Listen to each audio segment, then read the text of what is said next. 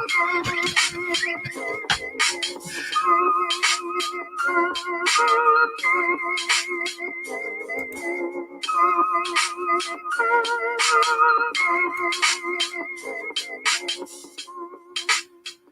what's good, everybody?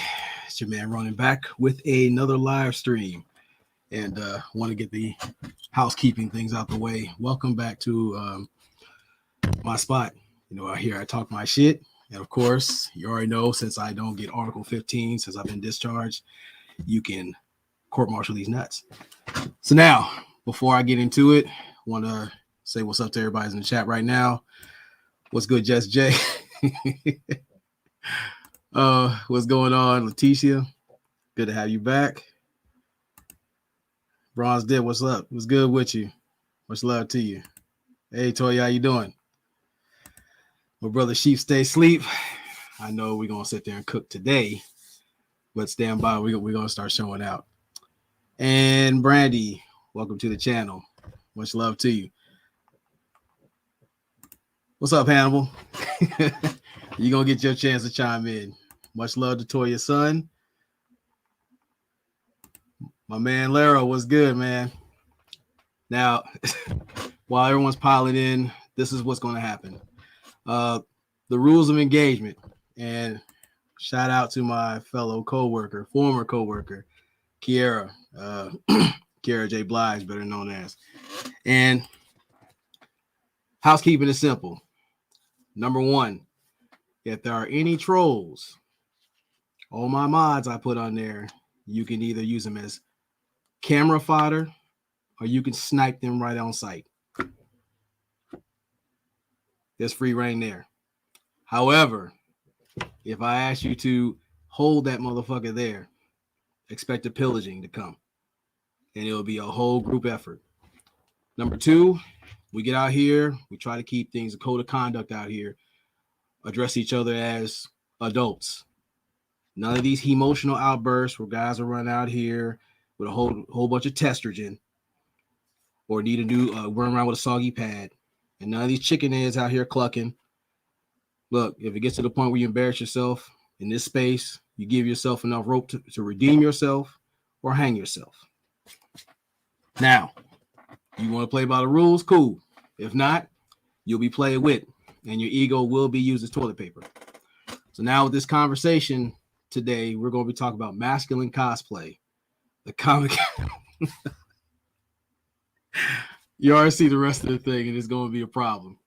So right now, with all that being said, man, you know, I'm gonna drop the link, and do understand that you're again, enter at your own free will, but you get your feelings hurt, we'll try to work things out. But if you're a complete ass, you better bring lubricant. So showtime, and this will be an open discussion with us leading into 2022, and we have to address a systemic problem that's been going on in this space and abroad. And this is not gender specific, so don't think someone's going to leave unscathed. Men and women are welcome to have this conversation, but do understand men run this area, and chins will be checked and skirts will be pulled. So with that being said, the link is in the description. You guys can go ahead and hit that. Let's chop it up with this. Now, while the people are coming up, I wanted to be known. Hey, what's up, GA? What's good with you? And shout out to the people who showed up, because this conversation was brought up by years of observation and many things that many of us need to speak on. And we cannot carry this goofiness into 2022 and beyond. Now, the reason why I label this my masculine cosplay is you have individuals who will boldly profess themselves as men when it comes to adversity and time to prove themselves in a proper fashion. As you've seen with Fart and Flaccid, better known as Fresh and Shit. You saw Frank Castle get reduced to Eddie Haskell. And yes, Fresh does look like a bearded plum, but that goes besides the point. And right now, I've left the link open so we can have a public discussion about the 10 things that expose a lot of dudes who are guilty of masculine cosplay. Now, there will be female failures addressed in this conversation, so don't think you're being left out. But mainly, we're going to talk about a lot of these emotional caped weenies, these cut crusaders who want to play games at much to our detriment. So,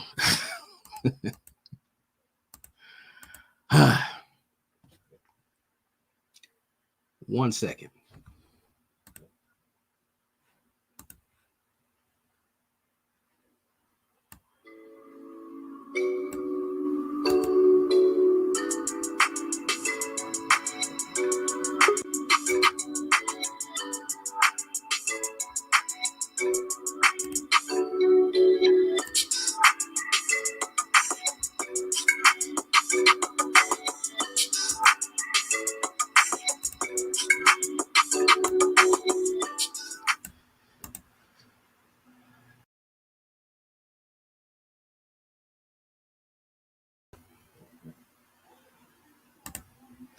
I'm back.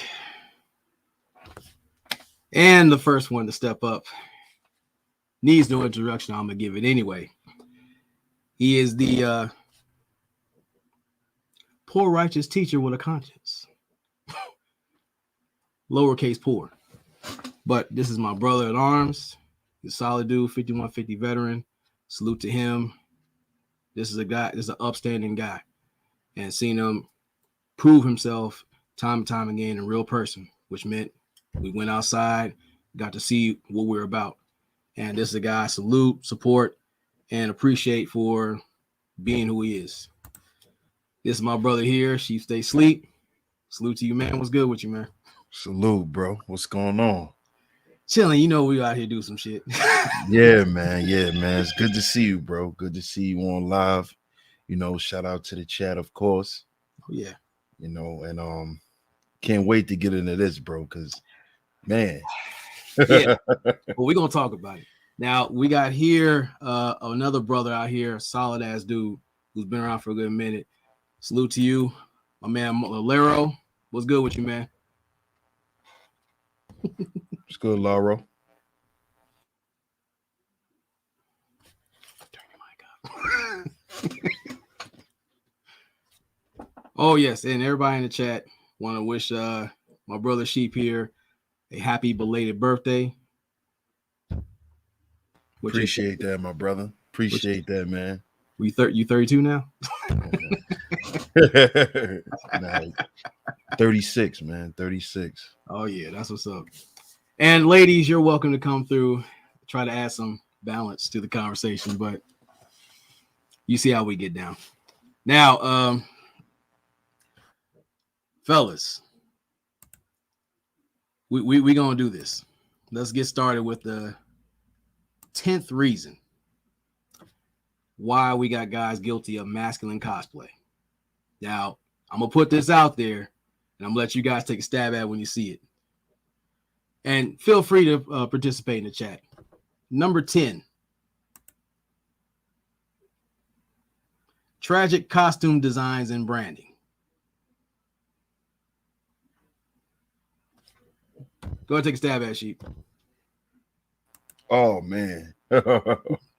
Well, a lot of these guys, they really just be trying to cross promote their brands, I guess. Mm. And a lot of times it really shows the integrity of who they are and what they brand represent a lot of times. And a lot of times, man, a lot of these dudes is just running around and they on some bullshit, basically. You know, they running around recycling bullshit narratives, and they're understanding how to present it in a way where people will accept it. So it's just really these dudes really embarrassing themselves and doing a lot of damage to their image. You know, they got poor appearance value, you know, because for us, if we're going to represent ourselves like brands, you know, to be running around, you know, getting caught in DMs, being thirsty and all of this type of stuff, it actually puts a stain on your brand because it puts a stain on your message. You know, so you can't sit here and say you alpha, but then we got DMs with you being thirsty. I mean, pick a struggle, bro.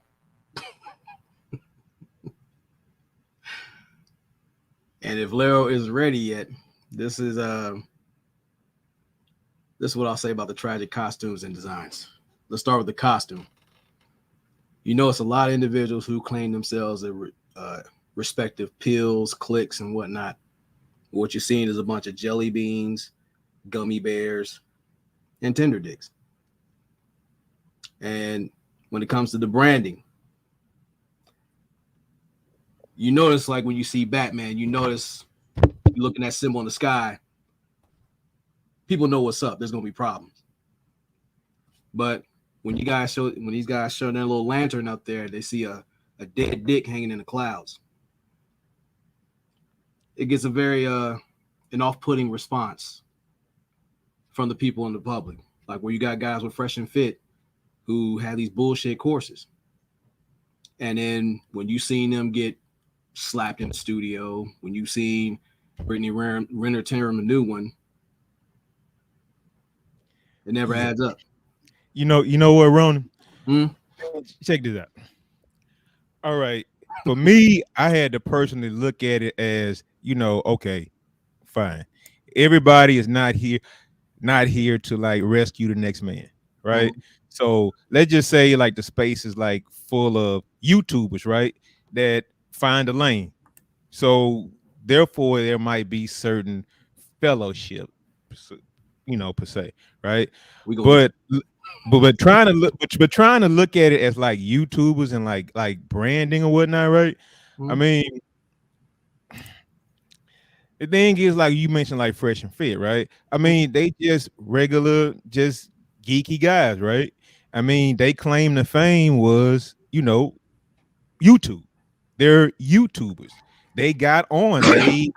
They got a lick or whatever, right? And they got a big lick. And you know what? The thing is like looking at it as YouTubers, and I look at them as YouTubers. I mean, I can't look for them to be role models. I mean, they're not role models. So like their brand is just like some goofy ass dudes who get on YouTube who really can't get women in real life, but they can get on YouTube and say they do, so people believe it. So that's why I say I just look at it as like everybody's like YouTubers, right? And if you a YouTuber, then that's what I expect you to do. Just be a YouTuber. Stop all the other unnecessary goofy stuff. I mean, that's just how I see it. I mean, it don't have to be nothing more than that, but it's just like when I know as a person that you just a regular dude, just like me. You just have a microphone. And just because you have a microphone, that don't mean that you know every goddamn thing. You need to shut the fuck up sometime. But that's why I keep it to YouTube. If you have a show, do your show, you know? Okay. I see what you're saying. Now, I think we can move on to number 9. Shitty storylines. Hey, man. Hey.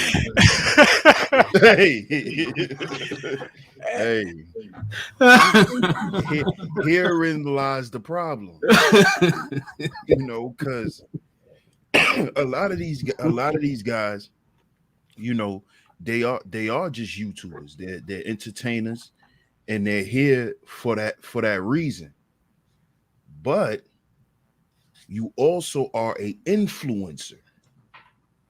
So your shitty storylines end up playing out in some of these, you know, guys' lives, because some of these guys are coming here and they're trying to mirror these entertainers. And that becomes dangerous because, for instance, Holo Tomasi. Hobo Tomasi? Do you know how many men he led down a wrong path? Donovan Sharp. Do you know how many men he led down a wrong path? Because of these shitty storylines where these guys are believing these fake stories that these guys are creating, and then they're going out and they're paying these guys for classes that are not so, because they're creating these courses based on these shitty storylines, and in the end they're hurting men. They're hurting men because there's a lot of men out here who are not that sure of themselves, you know, like us brothers on a panel. We're sure of ourselves to a certain extent. So we're not going to let a YouTuber, you know, drive our lives down to a dead end road. But a lot of brothers are doing this. Hold that thought. We have another brother here. Salute to this young man. Welcome to the stream. Hannibal, what's good with you, man? It's good, Hannibal. What's good with y'all, man? Hey, I'm the same age as What's y'all, you know. Hey, you know. But yeah, we all young, you feel me? But I don't want to cut Sheep off. I'm gonna wait till he's done and then I'm gonna say something. Yeah, but just to wrap it up real quick, so bro could go ahead. Sheep, sorry to interrupt, but can you read this for me? Shame, blame, and explain. A niche market where accountability dodgeball is monetized in exchange for organic problem solving and forward progress. Exactly. Hence the shitty storylines. That's it. Y'all brothers could go ahead. You got a Hannibal or Lero? Yeah, so I just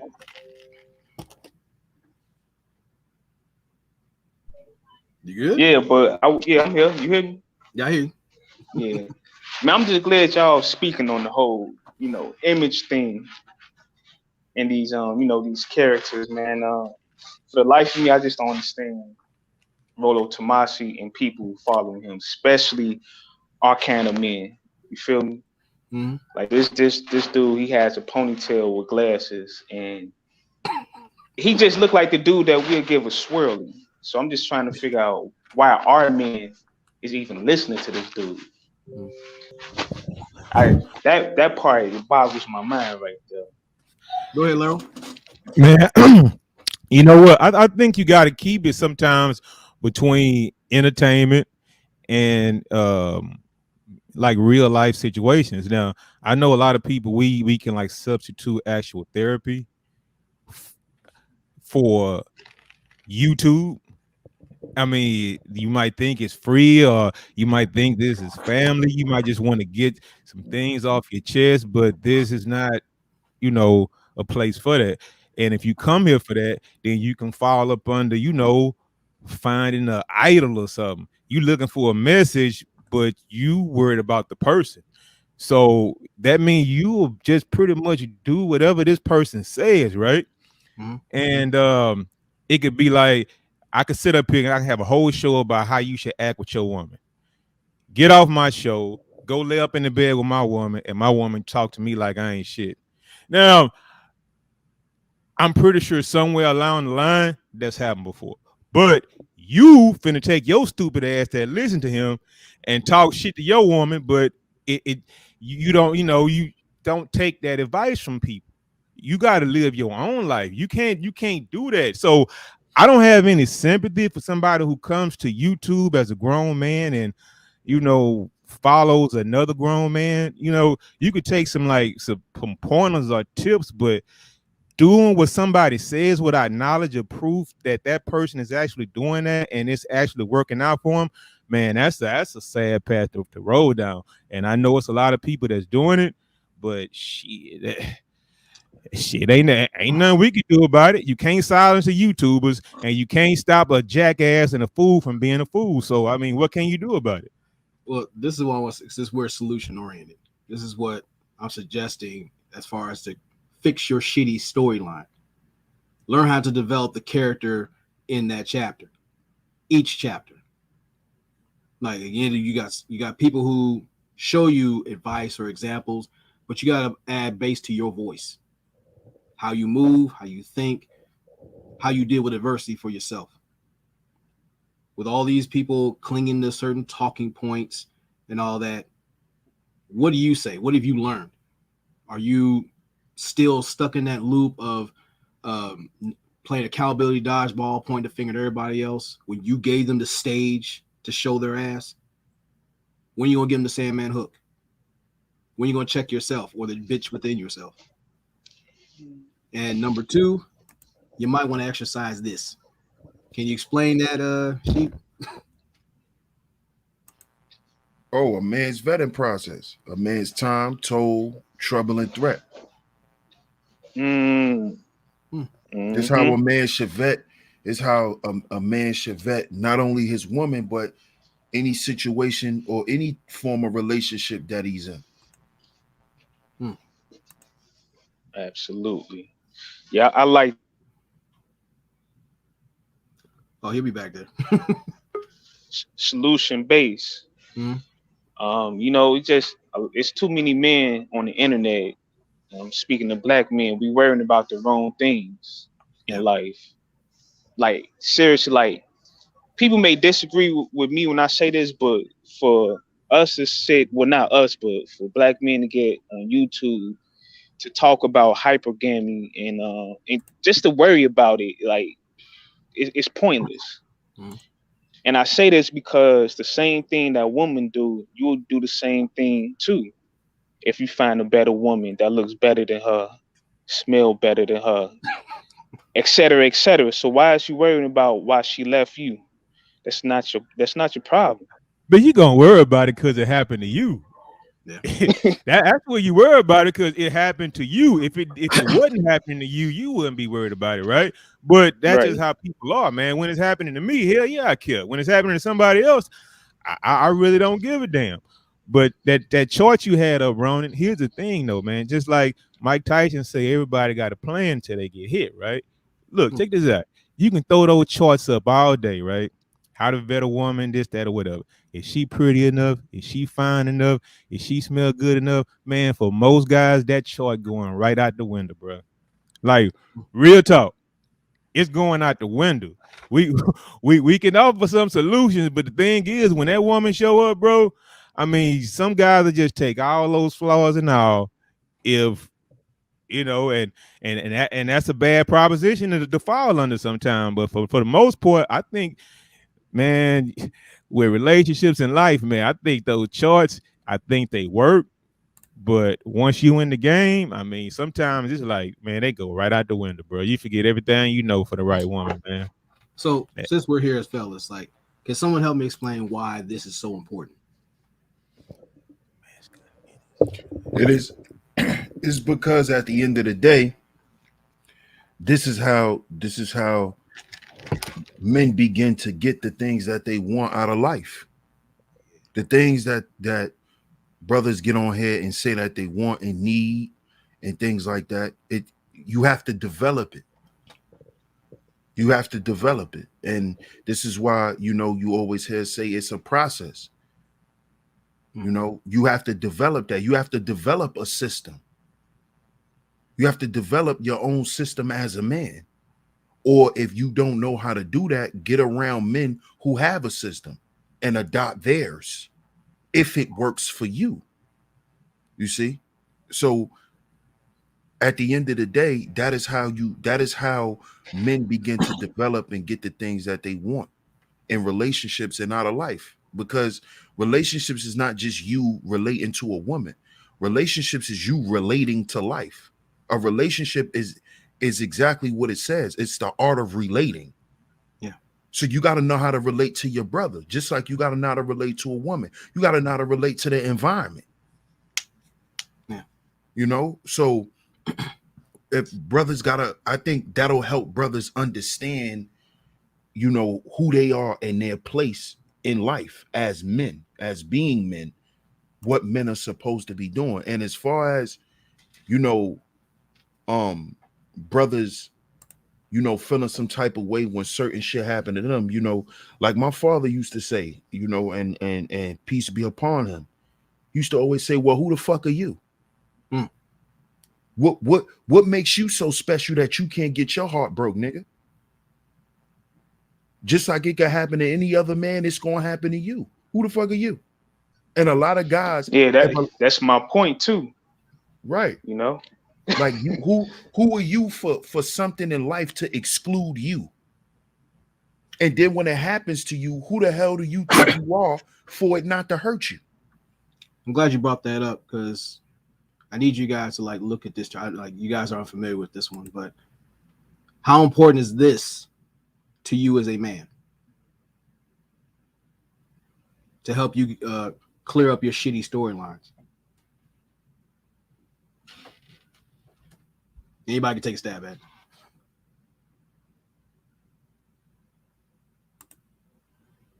this develops character right here. Straight up, it do. Especially with procreation. You know, well, when it comes down to and it, problem solving too. And to be honest, I put this one up because like you got to ask yourselves as men, because you have a shitty storyline, which you hear a lot of these panel possums talk about every fucking day. How many times do you provide for yourself? Any ideas, things that pertain to you, your happiness, peace of mind? How come you don't give yourself time to solve the problems within yourself? My brother Sheep put up a podcast yesterday. You're making everybody else happy but yourself. You're solving everybody else's problem but your own, which leads to you protecting yourself. When you're doing all that stuff, holding all that bullshit within because no one wants to hear it, or you're doing this happy wife, happy life bullshit, you can't protect yourself from becoming Mount Vesuvius, where people who didn't deserve the wrath end up getting caught up in it. And then we talk about procreation. Why does everybody's dreams and ambitions get to flourish while yours are allowed to be aborted for the sake of making people happy? Hey, Ronin, I'm sorry. Could you put that chart back up? I was reading that last one. Yeah, you got it. All right, appreciate it. But this is for anybody that sit there speaking, because when you look at it, there's too many guys whose issues go unaddressed. They go out here bugging the fuck out because no one wants to listen to them. They don't have they don't know brothers out there, anybody of substance to remind them that they should not be a spiritually impaired mule of provision.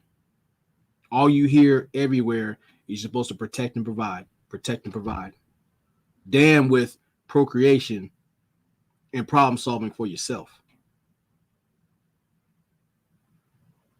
So y'all let me know what y'all think. I totally agree, because with being taught, as a lot of black men get taught about just protecting and providing, that stunts our development, because then it's like, you know, or you become like you said, a spiritual what did you call it? A spiritually impaired mule of provision. Right, you become a simp, because simps usually lack what? Problem solving. Yep. Simps don't solve shit. Simps don't know how to get shit done. Simps don't know how to take control of a situation and do what it is that men do, besides pay all the bills. You see? Mm-hmm. And what simps usually do, they only protect a female's interest. He doesn't protect himself. Yeah. Some tragic shit. So, anybody else to say on this one before we move on? Man, you know what? Just like to piggyback off what Sheep said, you know, I think most of us are groomed from like a young age to get up, work, provide. that old pawpaw. They want you to go to work, come home, set that check down, sit in your chair on Friday, take your ass back to work on Monday, and don't say shit about what's going on in this house. Man, bro. That was like archetype for what black men were and what these women screaming for now. All they want you for is just for a paycheck and you to shut and sit your ass down and shut up somewhere. I mean, it's Absolutely. sad. It's sad, bro. I mean, it's sad, and some people are so conditioned like that, right, to where they think it's normal. And it's not normal, bro. I mean, it's not. more, bro. It's more. Hey, You bro. know why I'm laughing? Yeah. Because Go ahead. we seen this, Mhm. like, and it's like, damn, this gonna continue to go on, and then we sit up here and we complain about why the family structure is so messed up. We still participating in the foolishness. You just want us to get a check, keep a mouth closed, and sit down in the chair. That's not how we operate. So, go ahead, bro. Or say before we move on to this one, it's like it pays to remind yourself that you are the own author of your storyline. Like when you look at a headstone, you see that little dash, there's a whole lot of time that's either been accounted for or wasted during those 2 dates. So you have a chance to make those needed edits to move forward, to correct certain things. And, just create the best love story you can, which happens to be your life or should be. That way, and salute to my brother Chief for saying this, and rest in peace to his father. When you're gone, how will your impact be felt? Will it just be up in the wind, or will people speak well about you, have good memories about you, how you made a difference in their lives, inspired them to do shit, made them look at themselves and unlock certain things within them? Because your placement in that person's life, you play a character in that role. Do you play a lead character, or you just in the background that's easily disposable? That's something we got to ask ourselves, not just as men but women. I'll address the women next week. But now we're gonna move on to number 8, the fortress of failure. Y'all let me know what you think.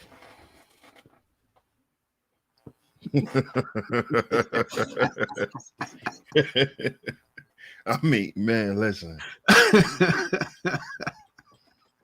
Man, it's crazy because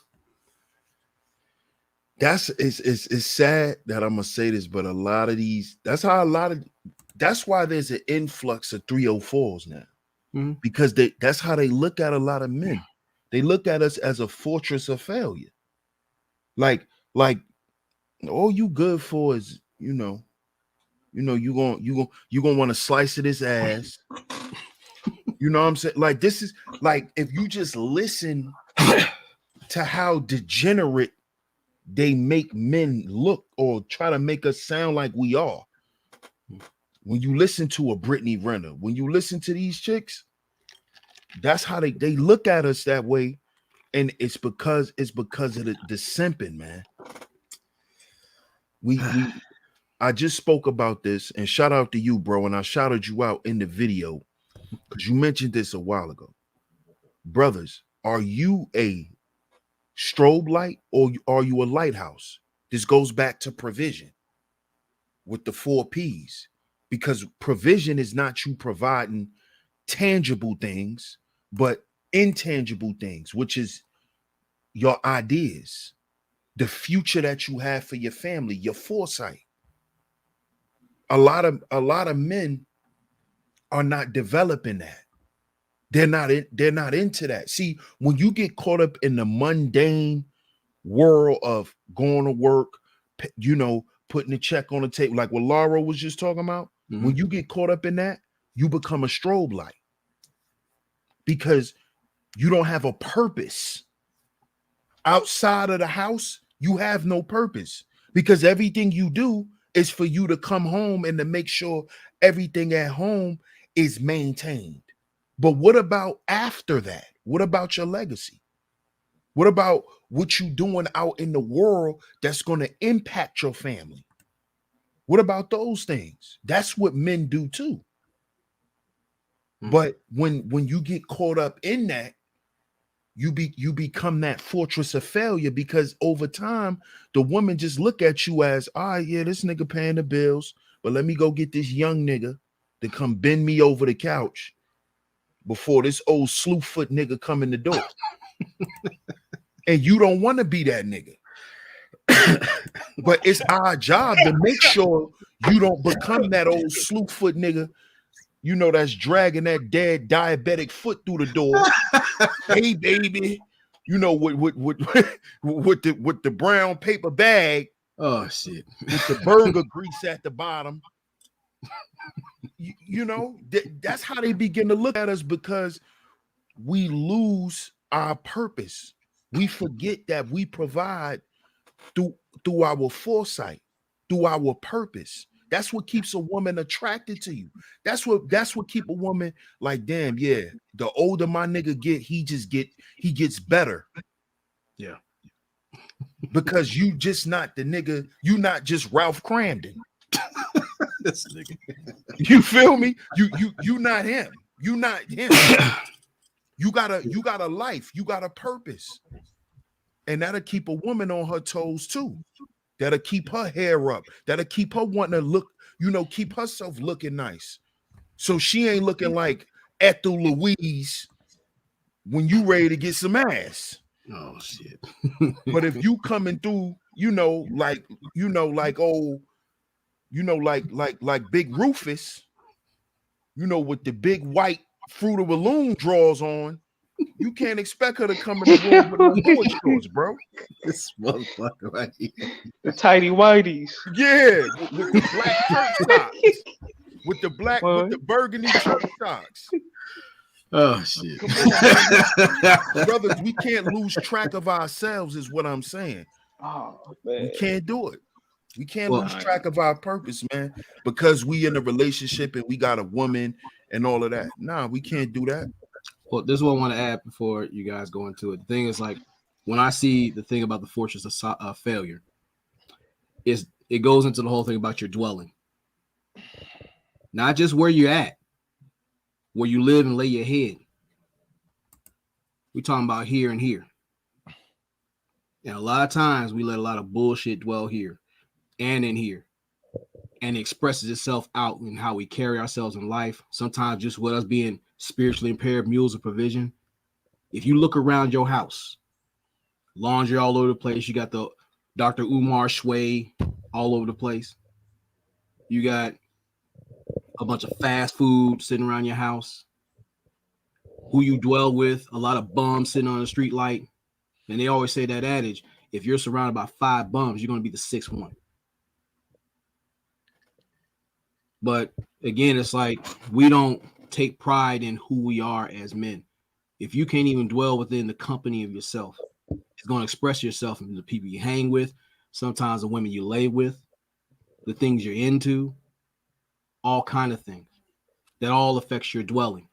And again, a lot of people in your space are going to be affected. Either going to be repulsed, or you're going to have leeches who love digging in the trash heap that is your life. What do you guys think? Man, you know what, man? Church socks. You know, man, like Ronin be taking it serious, right? So I'm still cracking jokes, but it's just like you gotta go though. I mean, yeah. Yeah, man, Ronin be taking it serious, man. But you know what, bro? It's like sometimes, like you said, the company you keep, your dwelling or whatever, right? But me personally, I feel like I have too many things I need to do, and I don't have like any time to waste. So I just never ever worried about letting myself fall back, or just be a actual mule or a slave for another person. So like every day, man, I try to think of of something new that I could try to challenge myself with. And I think unless you like have hobbies or you have like things that you're into outside of anybody else, I mean, that means you just basically, that means you don't have a purpose. Well, and If you don't do, you got too. Go ahead. No, so here's something you can add too. You notice there's been a common practice to where you have these guys hide behind avatars and cartoon characters and shit. So let's just say do have a camera slip. You got dudes showing titties from the front, side, and back. You got a colostomy bag hanging behind them, fucking a pissy race car bed behind them, a crunchy robe, fucking a fucked up haircut, all kind of things, because you start seeing the lie they're living. They want you to be they want you to be encapsulated by that mask they put up, and not by the life they show. You see guys out here showing that they're out there doing things, getting outside, interacting with people, but in the fortunes of failure, you see like a few escort stains, or somewhere where a cat busted a nut on their back. What up, Gino? Things of that nature.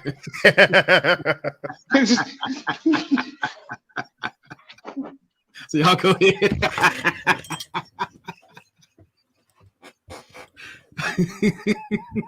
Hey, Ronin. What? Like real talk, bro. Like what you just said, man, it's true.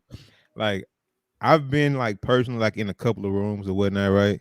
And it's just like I was like, damn, bro, what do y'all do? Y'all don't do shit. And it was just like, nope. I'm like, you don't go anywhere? Oh, sorry. He just say, I just basically stay in the house, right? So this is what I did, right? I like posted like a video of me like at the football game and shit, right? Out on the boat, fishing and shit, right? Just to be like, man, nigga, it's a whole world out here. You have to do something. Like I don't know, because I've never been around people like this ever in my life, right? Like ever in my life. This was like new to me. And I just didn't know that this actually just existed like this, man. I didn't know. I mean, just like people, it's like sometimes I feel like if YouTube wasn't around, some people would have no purpose whatsoever, man. Yeah, they wouldn't exist, you know. These people need to stop being socially awkward, man. Seriously. Just stop it. You know? Yeah. Go out there and talk to people and stop hiding behind things. That's one thing that I don't like. You know, stand on who you are, number one. And stop hiding behind avatars, because there's a lot of people on this YouTube that talk a lot of shit. We gonna get on that. They never came up. And honestly, I don't want to see your ugly ass, but you really not showing us what you be talking about.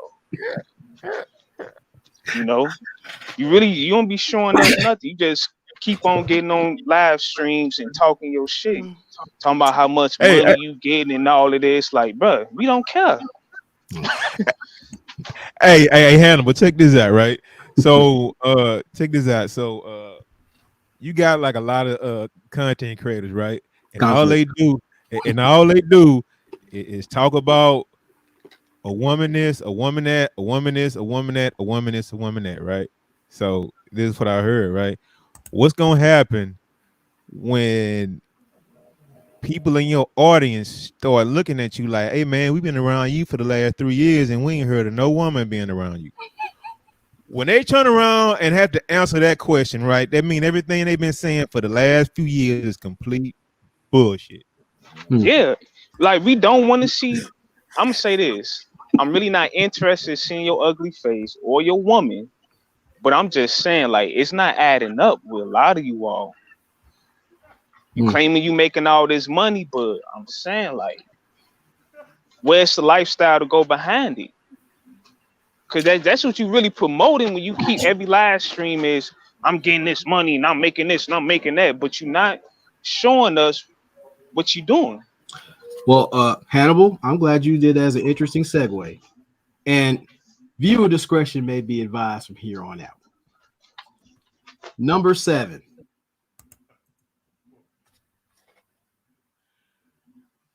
Flaccid fellowship, limp leadership. You guys can have at it.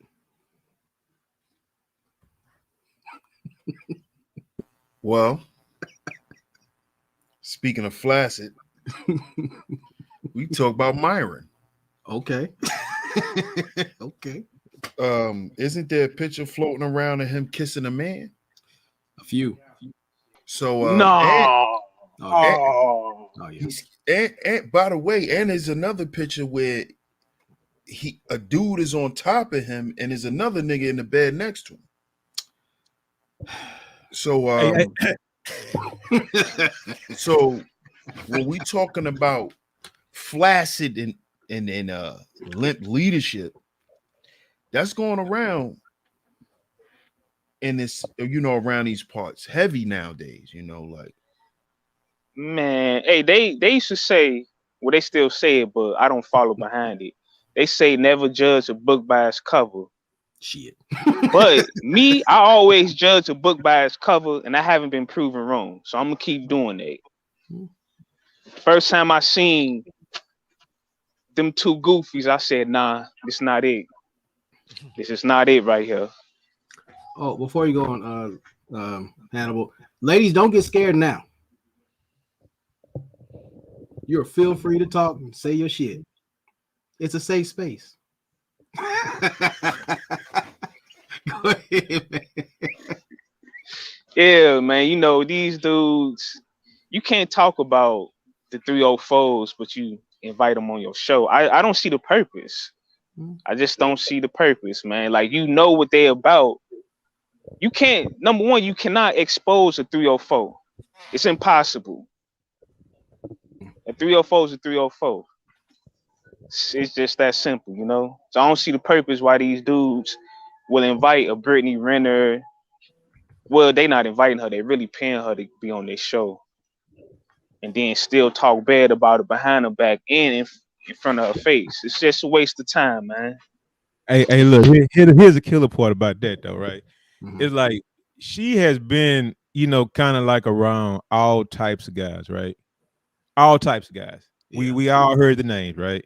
Mhm. I mean, she look at those dudes like basically the bubble gum up under her motherfucking shoes, right? Compared to the people that she's been around. So she just son them or whatever, right? Just make them look bad. And she looked really past them. She looked past your boy Kev. She looked right through him.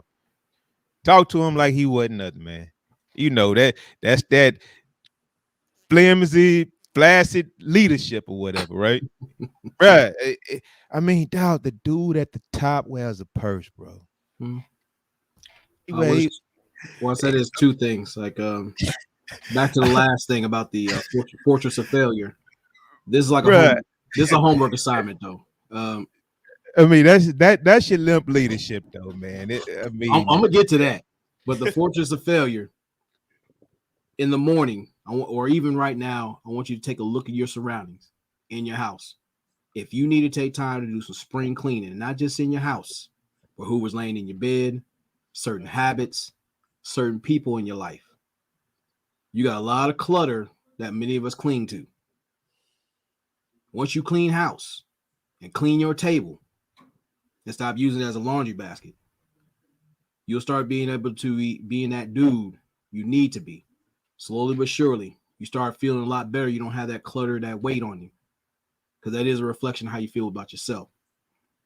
Now, as far as the Flaccid fellowship and leadership, Flaccid fellowship is when you got flimsy dudes who hang around you for clout, or they're too tired of running from themselves. Great leaders create great leaders, which means like you push those around you to be better. They should be better than they were last month, last year, last decade. It should always be forward progress. I know you're going to stumble. You're going to have situations where you make mistakes, but it should always like, look, I see the best in you. Are you able to speak life into your brothers, those around you? Because if you take honest inventory, they are a reflection of who you are and what you don't need to be, depending on how you keep it or carry it. And in limp leadership, if you don't have that level of system, order, and structure or direction to uphold yourself to a standard, how in the fuck do you think anybody's going to follow that or even respect you to do so? And we got Toya in the building, so proceed, everybody. On hey Toya, to see how you doing. Hey. It's good to have you. Your thoughts on Flaccid Fellowship and Limp Leadership? I mean, if you got that and you slew-footed, I feel like we need to address a few things first. But now you said it all. I would have to agree with everything you just said. Sheep said slew-footed. That's on him. That's that. I know, but you know there's people who are afflicted with both in the space, so yeah, I'm sorry. I didn't mean to bring the conversation down. No, you good. No, we just getting started. Go ahead. No, I was gonna say, but you know, brothers gotta understand. Listen, as far as you brothers that's on here and you're looking for encouragement, you're looking for motivation and stuff like that. Stop going a commercial route. Because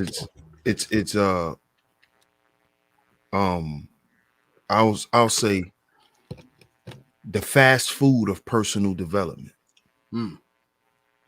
You're only gonna get some commercialized bullshit that's watered down from actually something that you really should be working on. You mean McMaggles? Yeah. it goes back to blame, shame, and explain. You know, where you think that blaming somebody else is going to give you power, and it's not. And a lot of guys are leading the charge of men online with this blame, shame, and explain stuff, and that's limp leadership. Because at the end of the day, when they cut that YouTube off, that limp leadership shows up in their life. And this is why now a lot of you brothers are starting to see these guys getting exposed because of that reason.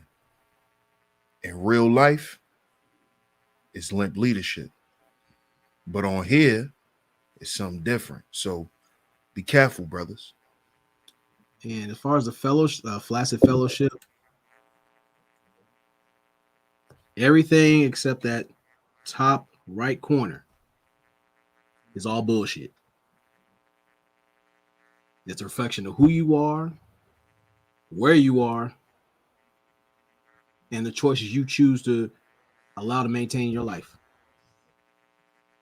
Either you got yes men, guys who are just, or these spineless jellyfish that go along to get along, or you have the star screams of the group. Anytime you have an idea, you have one individual go out there fucking it up for. He's out for himself, and he will put you in harm's way to do it. Or you got the follower that's on their own program. Anybody got to say on that one, that chart?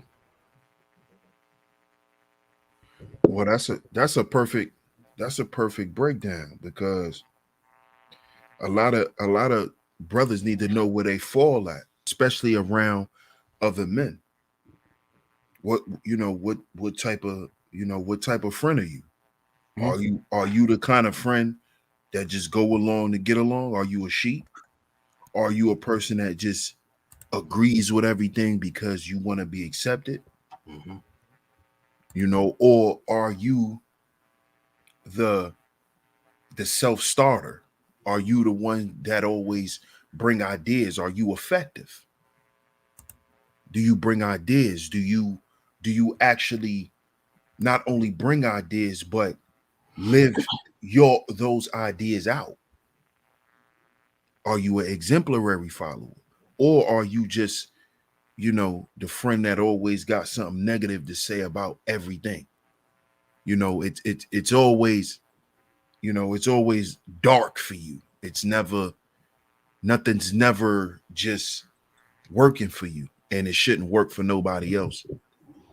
You know, it's good for guys to understand that, because you know who you around.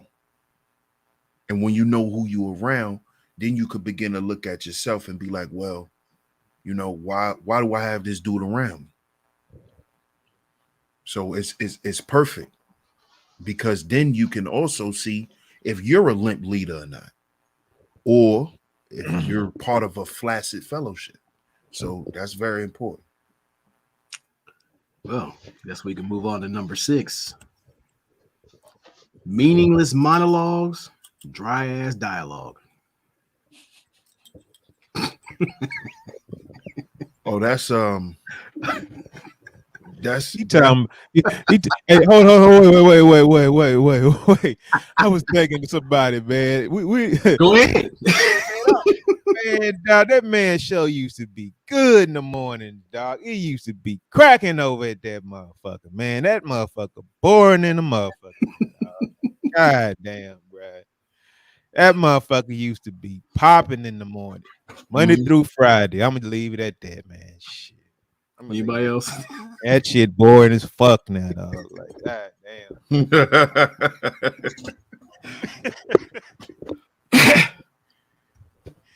No, none of the OGs go over that motherfucker, no. Well, let me help you out with the meaningless monologues.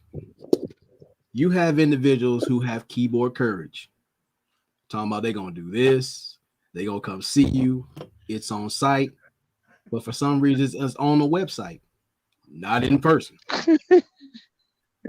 Or I'm doing this, I'm gonna do that. 6 months, 3 years later, same shit, different toilet. Then you get out in the public, dry as crackers in the middle of Oprah's ass. Dry. Anytime you talk to a woman, if she had any potential of talking to him, and immediately she ends up getting the Barbie pussy.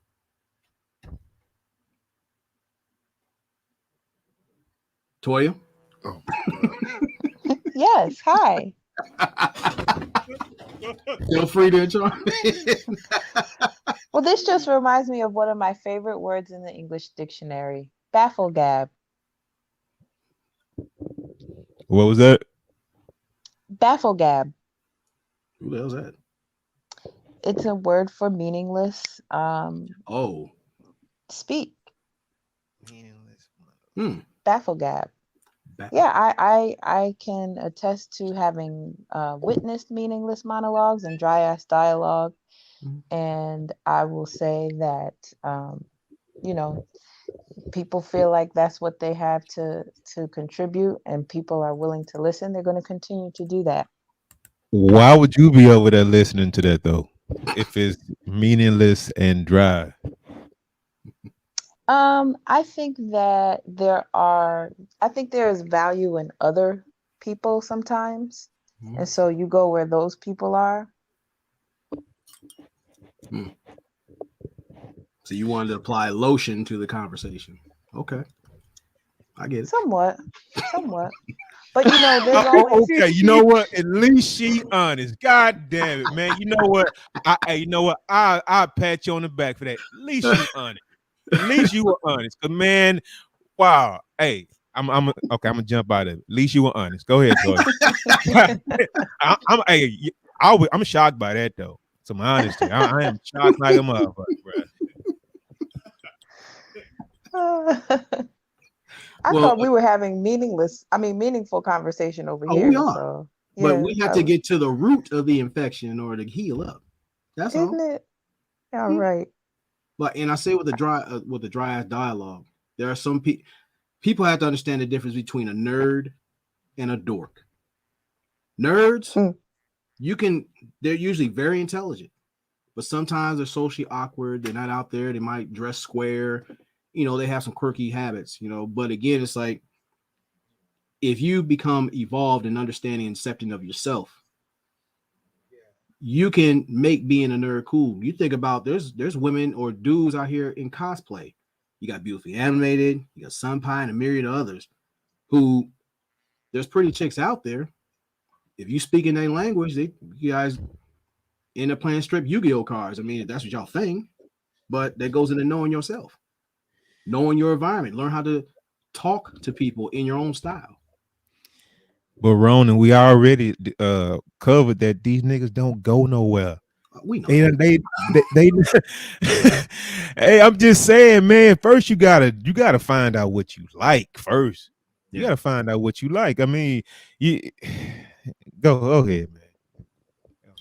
Nah, that's key, Laurel. You gotta find out what you like and don't be ashamed to go and find it. Like, we in America, man.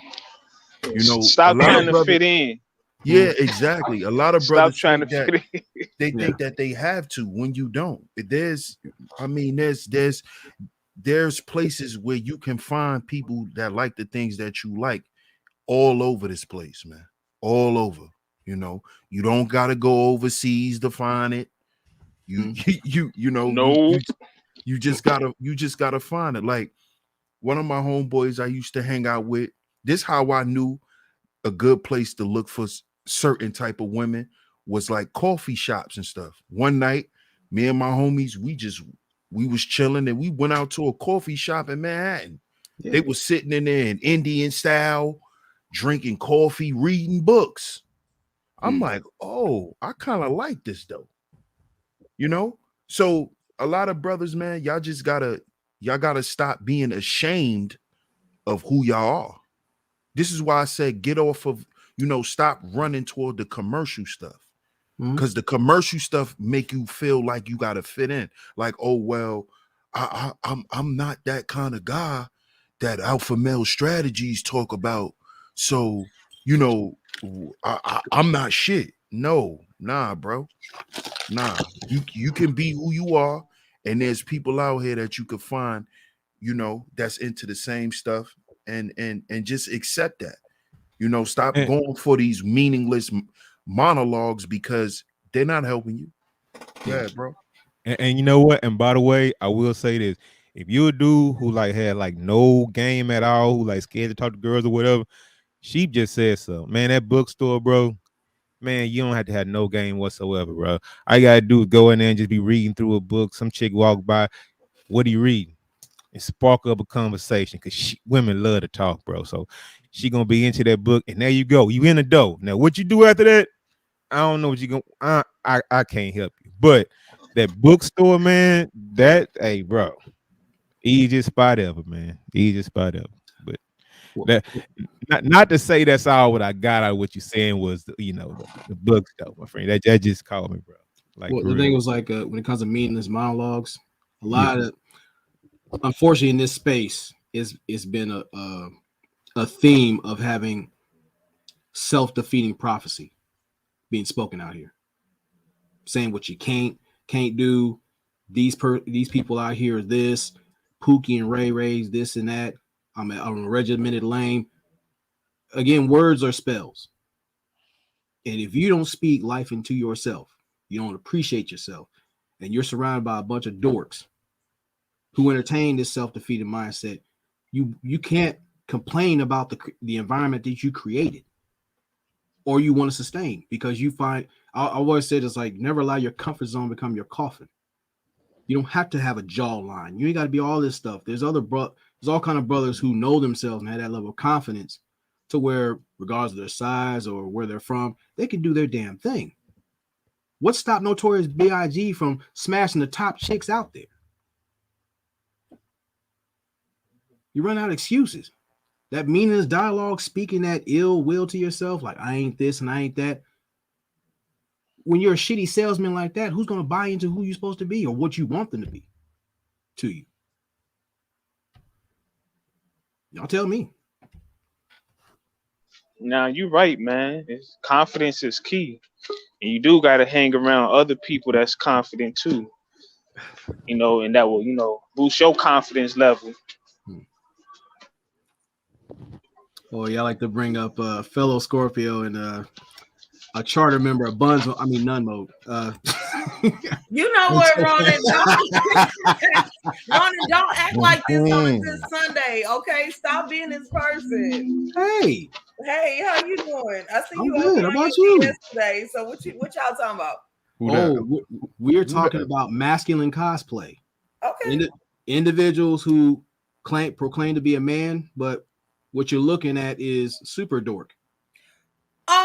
Okay. So when you said the title, I thought you was gonna talk about like what cosplay items, outfits you could wear that would mean you're still masculine. But so what you're saying is they're lying. They're wearing the outfit of a masculine man and they're not. But he's more of an emasculated eunuch. Okay. So I'm up to speed. Okay. What are your thoughts? I think that's definitely a thing, and so I feel like when I tried to tell y'all that, like when I tell y'all why I ghosted somebody or I didn't want to talk to somebody anymore, y'all tried to make me feel like I was mean. And I was like, no, he was lying. He was pretending. And I saw through it. And y'all was like, that's not a thing. And so now y'all are seeing it. So I'm just saying, welcome. I'm glad y'all caught up. Yeah. Okay. Topaz is a trailblazer. Right. Hey, Toya. Hey. Hey, Topaz, Toe Pass. Oh yeah. So that is not a thing. Okay, we're not gonna start that because the grief y'all give me on the channel already. Okay, I just be posting my nails, and then then I get these kind of nicknames. Right. Hey, baby. Is that Laro? Yeah, it's Laro. Well, man, Laro. So have you been over here behaving yourself? Is that like, am I getting ready to hear some stories? No. Okay. Yeah, not yet. Exactly. Because y'all know Laro will act up. How you doing tonight, by the way? I'm all right. I just finished cooking, so Okay. Oh, okay. Well, we're gonna talk about my plate after this, but now we're gonna talk about number 5 as to why the 5th reason why you have individuals playing masculine cosplay. Wait, hold on. Let me ask y'all something. So what number did you start at? I started at 10. I'll get back to it. Can you just say the titles of 7 through 10 real quick so I can catch up? And then, I'm sorry, I just got here. Okay, I'll show you. Okay. Tragic. So is that about they dress, they clothes? Yeah, that's part of it and how they carry themselves. Yeah. Okay. All right. Right. Okay. Oh, and read this to the audience too. Shane, blame, and explain a niche market where accountability dodgeball is monetized in exchange for organic problem solving and forward. You know what? I agree with that because I get sick of it. I didn't yell at some people on here. It's probably some places I got to lay low from because it just came out and it got on my damn nerves. So yeah, I feel it. Fortress of failure. Okay, I feel it. All right. And See, I knew this was going to be bad. Okay, so then I came in on number 6. Okay, so now we at number 5. Now you caught up. Yes.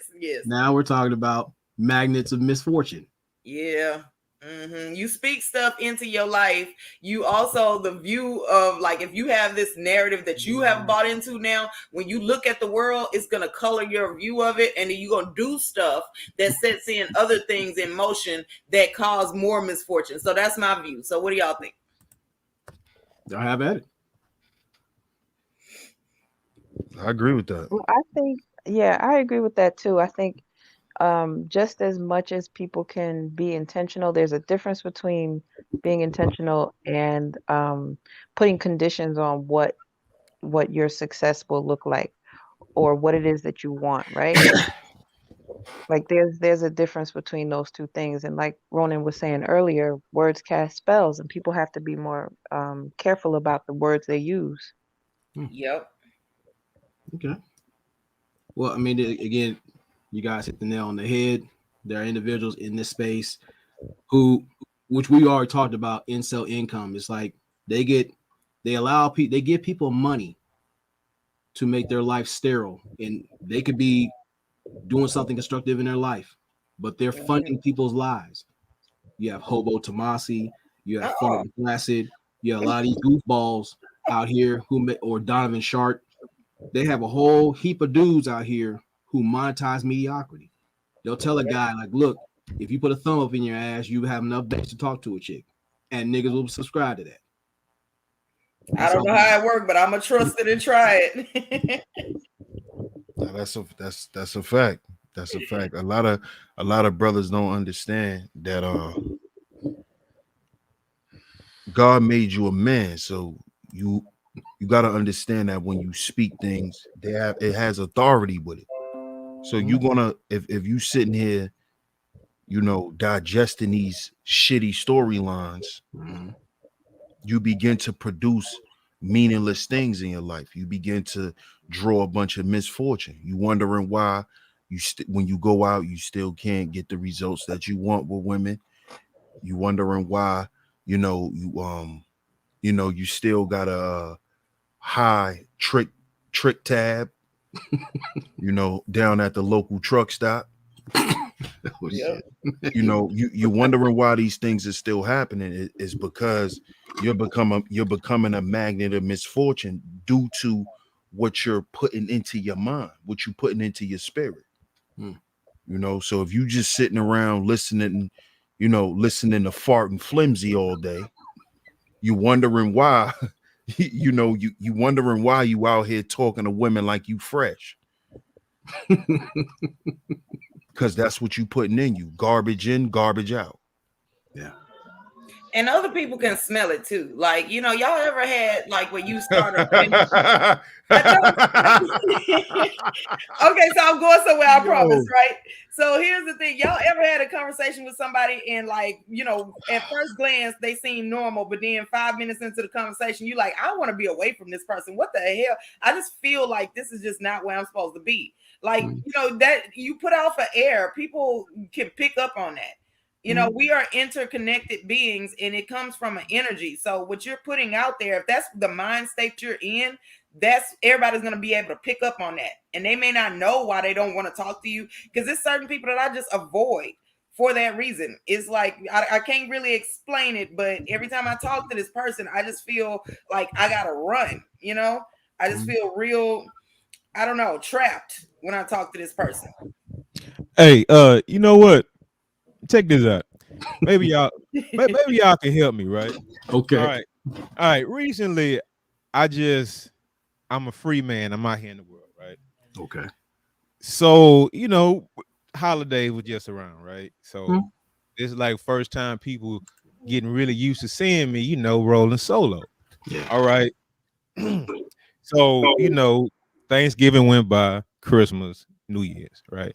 So I guess last weekend or something, I was like the odd man out, right? So they called one of the homegirls over, right? So the next day, no, not the next day, but the next week, right? I hit her up and I was talking to her, right? And I looked up and like 45 minutes had passed by because she had just been talking that much, right? And I said, hey, you know what? Hey, check this out. I'm gonna call you back later, right? And I hung up and I just thought to myself, man, I hear too many stories on YouTube to be hearing somebody like I'm on story overload, right? Because we hear so many stories all the time. This, that, right? I mean, should I feel bad of being an asshole or is that just normal? Like, no. Do I have to get the hell off of YouTube because I'm tired of listening to you niggas sad ass stories all the goddamn time? Like, we need more positive stuff around this motherfucker, man. This place is starting to be like fuck, it's like doom and gloom sometimes. Like, there's so many like tragic stories or whatever. It just seems like, damn, man, it's just like, ugh. Yeah. It get on you sometime, man. Like, shit, like, have some fun, smile, like, shit, man. It just complain-a-thon all day, man. Like, no, I get, and this is, and some of y'all haven't seen these charts. So this is all I want to run by you. It's like when we talk about this whole thing about your value system, if you don't know who you are, and that's dealing with the spiritual, that ultimately affects your health. You don't take that seriously. That can affect your family, not just your blood relatives and everything, because we already know in many cases, just because you're blood related doesn't mean you can relate. Right. That can affect your health. Then you're talking about your appearance, how you don't care how you look, how you appear, not just as far as your clothes, but in general, how you present yourself, which talks about your dwelling, which leads to the, the fortress of failure. That ultimately affects everything external, your mobility, your education, your profession, your leisure, and your wealth. So when we're talking about being magnets of magnets of misfortune, many times over, you got individuals who don't want to know themselves, don't want to uphold themselves, nor protect the reputation that they've earned in a good light. That's where once you change those things internally, that's what shifts the polarity in the people around you, things that happen to you and for you. Okay, can I say this real quick, Ronin? Mm-hmm. So, okay, for the people out there who may be listening, they feel like, okay, I don't care about energy and all of that. They want a more practical reason. Okay, well, if you are surrounding yourself with other people who listen, because Laro, let me answer your question, right? You are not wrong for feeling like you didn't want to listen to that. Because here's the thing, you get to choose whether or not you want to listen to people on YouTube, okay? And so if you have not yet in your life, the way it stands right now, found a place where you can get refilled on positivity, maybe that's for a reason, okay? It's gonna come in a time, or when you find it, when you happen to trip up on it, right? So the point is, as it stands today, where you are in life right now, you have enough time to listen to YouTube. You hear enough complaining. Maybe you were supposed to ghost her so that she needs to stop complaining. I feel like everything works together like cogs in a system, and there's a reason for the things that you go through and where you are at that moment. When it's time for you to know something or be capable of something, you will have it at that time. Things come on time. So I don't feel like you was wrong. I feel like she was still complaining. Even if you hadn't heard a complainathon on YouTube, are you sure that you would have been able to or willing to sit there through listening to her complain? Do you feel like that would have been a good thing? And no, the answer is no, because whatever you're complaining about, you need to figure it out. Okay. Don't nobody want to hear that. Second of all, right. So here's the thing with like the practical reason. If you're surrounded by other people that all they know how to do complain, all you're gonna learn how to do is complain. So then you're not going to be motivated, because let's say you are having a moment where you need some support and you need some guidance. They can't do it because all they know how to do is tell you to complain. So that's like the resources that you have available around you. So not only is it spiritual and energy based, but it's also a real practical reason. If you don't know that you're supposed to be looking for positivity, you won't have the positivity or the resources in your environment to be able to get it. And I thought of that because I saw your diagram that you just put up here, and all of those things work together. You also have listed them in order of how we develop, right? So when we're babies, we can't talk. All we have is our spirituality. We trust that our parents, we put our trust in our parents. We hope that they take care of us. Right. And it goes in order. You have to do the first one, that spiritual one, before you can get to any of the rest of them, or at least be able to get to them and understand what you're looking at to use it for your benefit. And I'm going to shut up because I know I have a tendency to be long-winded. But I know that about me. I know my flaws. I don't need y'all to go there. At least you're honest. And this leads to number 4. Oh, good. A little. Shut up, Laro. I didn't see. I just said I don't need you to co-sign. You don't got to be attentive, okay? Put Laro, the palms up, Laro. Now, Laro. Before we get into it, can you read this for me, Toya? Sure. Ashy Dick Analytics. The gross misuse of data statistics to establish both confirmation bias and Punani political dependency to poorly excuse the lack of masculine growth and productivity. Okay. Listen, you need to make a real encyclopedia, though, for real. I like this. This is nice. Oh, it's coming. Okay. Oh, and Topaz. Mm-hmm. No, matter of fact, Hannibal, if he's still here. Yes, I am. What up? Can you read this for me? Let me see it. All right. Stinky dildo statistics. The science of emotionally skewed ghost data that intentionally demonize target demographics, i.e. edgeless analytics, the leading tools used by stinky dildo.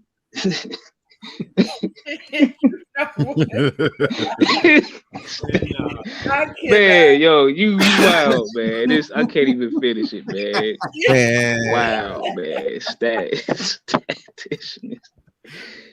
Now, this is Wow. the deeper part of shame, blame, and explain, which has been one fucked up hustle.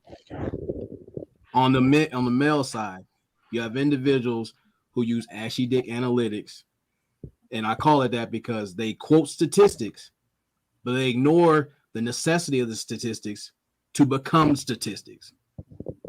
That's their main problem. Now, the stinky dildo statisticians. These are individuals that have ghost numbers, say particular black men are this, they're doing this, and all that is foul propaganda to promote their bullshit at a cost. So what do you guys think? Man, you be wanting me to try to put a name to who you alluding to sometime, man. I don't know where you be going. I'll be one to. I could say some names. She-Ra 7. Yeah. You got motherfucking Synthetic G, aka El Scalpo. You got She look like a praying mantis, man. I don't, you know. You got I don't see Deborah Cooper. You got a whole heap of edgeless oracles who got out here and say this bullshit out here. Hey, now, you know what? Huh? You know what though, Ronin? I get it now, but the thing is though about those stats, right? You could pretty much pull a stat from wherever you want to, right? I mean, bro, they have so many ways to skew a stat. It's like ridiculous. And you know, a lot of people use them, they throw them out there as factual, and then they'll go back and they'll say things like, well, other than the stats, you know, what else are we gonna look at? But bro, you brought some damn skewed ass stats to the damn debate. I mean, so man, the thing is the people who actually believe those skewed stats. Too busy trying to sound intelligent, you know. You know, the ones who actually refuse to go out and do the research and actually like fact check or triple, you know, just, you know, do some kind of research, read a book sometime, man. So I mean, if like we said earlier, I mean, if you somebody who listens to everything somebody else tells you, you are a sheep and you kind of deserve what happens to you, man. So I wanted to ask Brother Sheep, what are your thoughts when you have individuals bring you stinky dildo statistics? Well, usually I know that comes from a place of loneliness, you know, and dependency a lot of times. So, you know, I just look at that. I laugh at it. Now, to me, the real problem is the ashy dick analytics. Go ahead. And it's because a lot of these guys that get up here and only quote stats to support their bullshit. Oh, feel free to screenshot these. And the reason why I'm saying that is because a lot of these guys that get up here and be like, well, there's a high influx of OnlyFans. How many do you pay for? Let's take a look at your Venmo, nigga. Let's take a look at your Zales. Your cash app. Right. So at the end of the day, stop it. Stop it with them numbers, because all you doing is using that to try to defend your lie online. But then right after you lie, you gonna inbox Topaz asking her what color's her toenails. Nah, I'm just I mean, look, you had a chick that had maybe either 50K or 500K by putting her farts in mason jars and mailing them out as orders. Exactly. That's crazy. I remember hearing about that too. That's crazy. Come on. You had a dude at a concert who was pulled up to the stage, and this chick pissed on this motherfucker with an open mouth. Yes, sir. You got these guys on here talking about she gotta be a size 4. But the women who's making the most money on OnlyFans are BBWs. Yep. Yeah. Now wait a minute. Hold on. Now you know what? We could easily search that. Now, are you giving an ashy dick analytic right now, Sheep? No, sir. No, sir. No, sir. But guess what? You don't No, even have to look sir. at the analytics. If you just walk in like to a bar or you happen to be sitting in the barbershop, you'll hear dudes. Man, look at your neighborhood, man. Right. You'll hear them talk about their love for BBWs. That's why I personally don't feel like I owe it to big women to sit there listening to Man, you know what? and I'm not Tell a Stop it. nigga to show you. Tell a nigga to show Stop you it, his man. computer history. Stop. X They do videos. like it. You And gonna I see feel what like, he what's the searched, point of Laro. lying? You gonna see what Hey, he hey, searched, Laro. and you know what? That's a problem with society right now. You know what? You know what? I'm not finna give shout outs to the BBWs and nothing like that. But here's one thing I can say. It's like it's one thing they don't ever have to worry about. These niggas is so, and it's, you know, if that's what they like, that's what you like. Go for what you want. But I'm not gonna let y'all sit up here and say that that's just what these dudes prefer. It's not. Stop that. No, it's not. Okay. We not But saying that's- that, we're not Laro. saying that. We're not saying that, Laro. Why they want to be with What them. we saying is That's what you want. what we saying, Laro, is it's a fetish that a lot of these dudes don't speak on. A Man, lot of these it's guys like to get Laro. Listen to me, bro. I'm telling you. Listen. I like BBWs myself. My homies cheated on all their baby mamas. Cheated on all their baby mamas with BBWs. that's, you know, man. You know what? I look. It's a fetish, bro. It's you a know fetish, what? bro. You know what? Okay, I get it. It's a fetish. Also, I think it's a greater number of dudes that deal with BBWs because either that's all they can get or because it's easier to get. That's what I feel. That could be a possibility. That could be a possibility too. For some my guys, thing is, confirm that. I'm gonna confirm that as being someone who used to weigh 300 pounds. I'm gonna go ahead and confirm that. So, yeah, it's easier. And what'd you say? Which one? You say you confirming who? Because they was both speaking. No, I'm confirming what both Laro and Sheep Say Sleeps is saying, because when I was 300 pounds, I had no issue finding a male suitor. Right. But also I was very clear on the fact that for the most part it was on some fetish shit. You know what I mean? But at the same time, like, I would say that now I'm a size 6 and I get much less interest from guys at this size than I did when I was a 22, 24. And see, that's crazy because I remember listening to, you know, I'm not gonna say this dude's name, but he was always talking about how a chick got to be a small size, basically 120 pounds. But these dudes that always want those type of women barely approach those women and get them. And this is what Sheep was saying, like, y'all really want the BBWs. So just a lot of people got to stop capping, man. Seriously. And stop projecting too. Stop projecting. Exactly, bro. Exactly. I want to ask the ladies, what do you think when you have women who speak like this? Speak like what? Read them stinky dildo statisticians. Oh, it gets on my nerves because, see, listen, even if I don't agree with you, I feel like you need to operate in truth and accuracy. Otherwise, it's going to get on my damn nerves. I have this fear of like not knowing information that would have been helpful. So to talk to somebody that's given, you know, skewed information, it just really makes me want to be away from them. So to me, it gets on my damn nerves. I'm not going to want to talk to them. And I feel like people just need to stop all of the capping. Okay, so here we go. Here we go. So I can directly ask you right now, after what you just read, is hashtag none-mode cap? Wow. No, it's not. After what you just read. The answer is the same. I don't know what you want me to say to you. Like so you think the more you ask me, it's just gonna turn out to be cap? No, sir. Sorry, it's a movement. Get with it. Mm-hmm. So it's not emotionally skewed ghost data. I mean, what's going on? We're not okay. So no, Larry, we're not basing the decision to go numb mode on emotional trauma or like not getting what you want out of men. It's supposed to be a personal development decision. Okay. Okay. That's good. Thank you. Like, So- Larry, on anything else? Because you didn't have to act like this, Larry. No, You but got to be hold the on. person. I want to hear you ladies like on this. Well, anybody on this. When you hear ashy dick analytics in your vicinity, what's the first things that come to mind?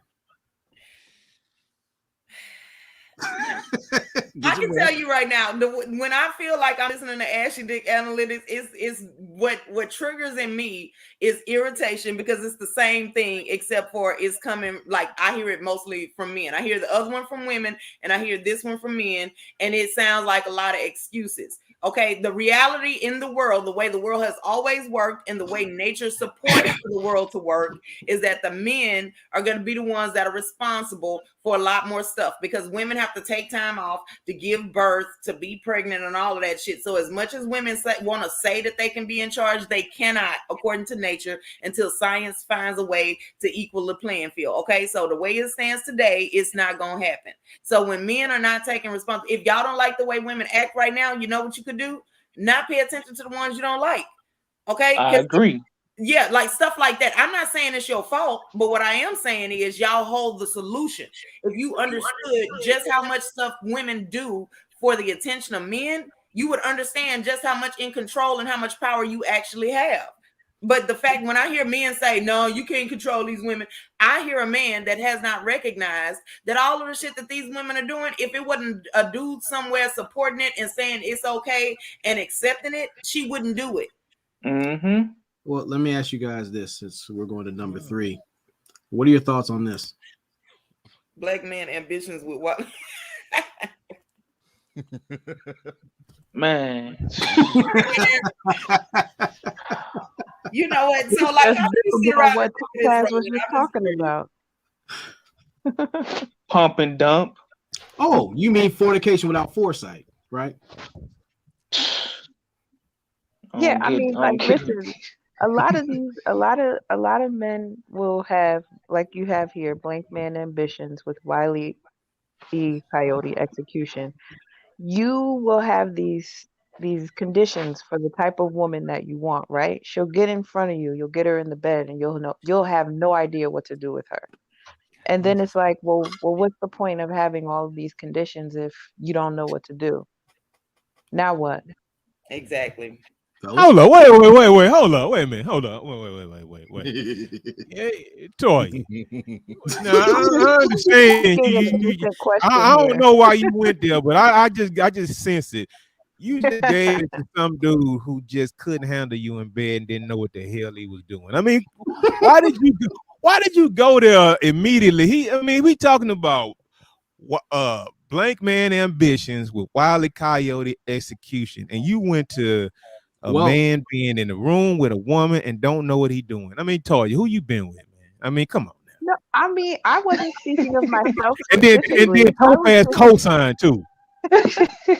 Well, I can tell you that I've had men that wanted a bunch of shit, and when I did it, I put in the work to actually meet those expectations. And then when I did it, he was like, oh, okay.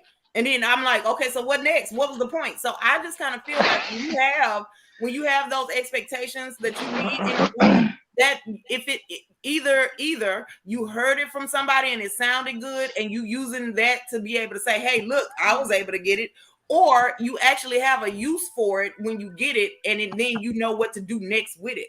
So like that's why I went with it. That's why I co-signed what she said. Hey, you know what, to that title, you know, I think, man, real quick, man, I think like when somebody come to me like with that blank man ambitions, Wile E. Coyote execution, they come with an idea. I say, man, that idea sound good, but what's the plan?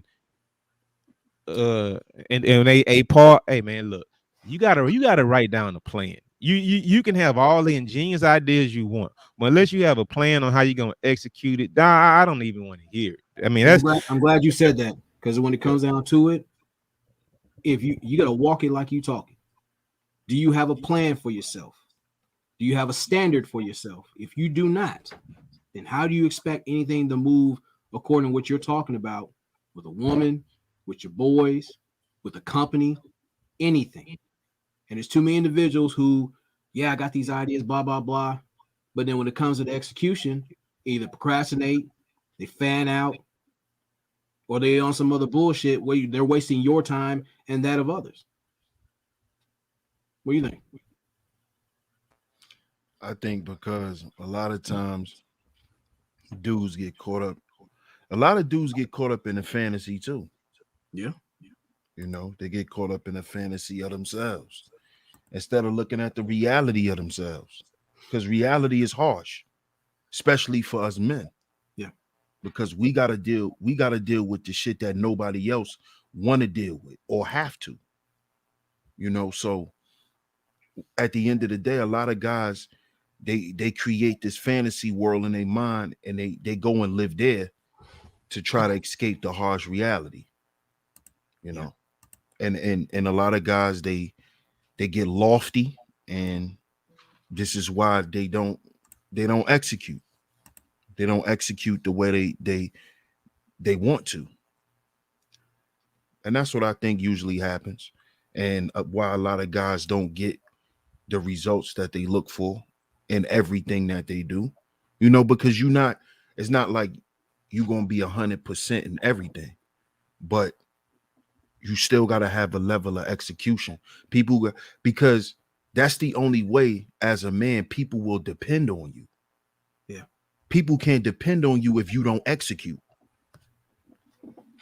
So brothers got to remember that. Don't get so lofty, you know, like for me, I'm a big guy, you know, and I've been working on my health and losing weight and shit like that. But I'm not sitting around thinking I'm gonna look like Arnold Schwarzenegger in 3 months. You know, a lot of guys they have that mindset where it's like, nah, dude, it's a process, you know, and it's gonna take time, especially if you want to do it right, if you want to execute. So a lot of guys they don't like to look at the reality because it's hard, it's harsh. Yeah. So that's what usually happens, where they get caught up with these expectations and they don't execute. And before we move on to the next thing, so the reason why I put this one out here is because like, a lot of times you see with Blake, man, he's very charismatic, even though he's a nerd. But when you look at it, just like that little kid, when you get that idea, you're anxious to get something going, to get you up in the morning. You adjust your body clock to make sure you see certain things through. Like I always say, like, all of us respectively are artists. We have our respective canvas. And when it comes down to it, on your respective canvas, when you lose yourself into your art or your gift, you start discovering other parts of yourself and nobody can fuck you, touch you. Like, you got people who can do similar things, but when it comes to what you do the fucking thing without question. You stand out. You find your identity. But a lot of times we get discouraged about people who throw shade on our vision, you know, or we start doubting ourselves or allowing certain people that we lay with to be the opposition to what we're working at. Talking ill about our gifts and everything like that and shitting on what we were given, you know, God given, really. That gift, if you allow it to manifest, you can not only monetize a way of life, but it'll never be work because you lose yourself in your passion. Right. And that's one of the many things that kills a lot of men, where they talk about they have nothing to live for because they've been shamed out of their art, which happens to be their first love among many. You know, say it's a waste of time, you know, always putting everything that gives them life on the back burner. And that's why they start aging out so fast, because that gift gives you vitality. Or certain people around you will you into like, hey, you got a gift, do your thing. You don't have a solid support system. So that's why, like, as men, it's not actually masculinity is a team sport. When you have solid brothers around you, you help add maintenance to that pillar. He might not know everything he needs to know, but he's got a homeboy who will tell him, look, help my son with this. Or what can I do to better myself or do this for my family? You have a network of masculine men to keep you on point. That's why fellowship is the lifeblood of success in many ways. But again, in this space, that's why you see blank man ambitions, people talking about this, and that. And there's Wile E. Coyote execution. Have you seen any forward progress in this space in almost 20 years with the shit that's been going on? No, because people get comfortable. Nope. Oh. No. See? Which leads to number 2. Now this might hurt. I'm gonna let you guys think about it when I put it up here. Pyrrhic partners and powers. Now here's the definition of what a Pyrrhic victory is. A Pyrrhic victory is a victory that comes at a great cost, perhaps making the ordeal to win not worth it. And this refers to Pyrrhus, the king of Epirus, who defeated the Romans in 279 BCE, but lost many of his troops. So what do you guys think about that before I hit it? I think that another moral of the story that people need to understand from this is if he lost a lot of his troops, he's now weakened. So yeah, you won the first one, but all your opposition has to do is just regroup and come back, and now you're gonna lose it, and that also washes away the first victory. So you gotta I think this means have some foresight. Anybody else? This this ties into what my dad used to always tell me: never cut your nose off to spite your face. Mm-hmm. Yeah. And a lot of guys do that. You know, we get caught up in these small battles, and we lose the war. You know, I spoke about that when I broke down who really won the gender war. You know, we got caught up in winning the conversation. But as we can see, it's a co-ed space now. So who won the war? And that's really what happened with Pyrrhus. That also happened with Thanos. Yeah. He was so caught up in his ego and being the I told you so that he destroyed everything around him and he was left lonely. Yeah. Being petty, you know. Hey, Hannibal, read this one. Victory, the overcoming of an enemy antagonist. Number 2, achievement of mastery or success in a struggle or endeavor against odds and difficulties. And the whole thing about Pyrrhic partners, let's just say with a guy, and you got these dudes in here, DM Instagram models, or even women in YouTube, you know, they want to see what's under the habit in none mode. And when it comes down to it, let's say, for example, not none mode, but you got the finest chick out there that they believe. And they go through a whole heap of shit. She sends them on the 12 labors of Hercules and then some. It ends up being food guy, the emotional tampon guy. Knowing damn well he might get her. He might even marry her. But what did he lose to get that? Especially of himself. Or you got a lot of these bone carriers, or I call taint walkers. These individuals like to run around, carry bones for certain people just for an internet pat on the head or some point of validation, but they lose their credibility. They lose their respect. They lose a lot more than what they gain for that little sliver of significance. Shit like that makes you wonder why masculine cosplay is a costly thing. And then we talk about the powers. You can have, let's say, we always talk about quality over quantity. And you get in these spaces talking about, I have this many subscribers and blah, blah, blah. But truth be told, there are many dead channels out there. Some people will give you money. But what do how's the moving needle? You're still stuck in your same spot. You don't have people supporting you the way you want them to. There's no growth. And again, it's like you're still here 5, 10, 20 years later. You're losing time, significance, and energy. And then when you're gone, you're gone. But you got that YouTube with clout, though. What do y'all think? Man, Sheep stole what I was going to say. That's exactly what I was going to say, cutting off your nose to spite your face. But to his point about it being a co-ed space, I will just bring it to a female perspective just for a moment and say that I appreciate when I get to talk to people like Topaz and some other women here because there is a spirit of endearment and sharing amongst us, which I think is the opposite of what you're discussing here.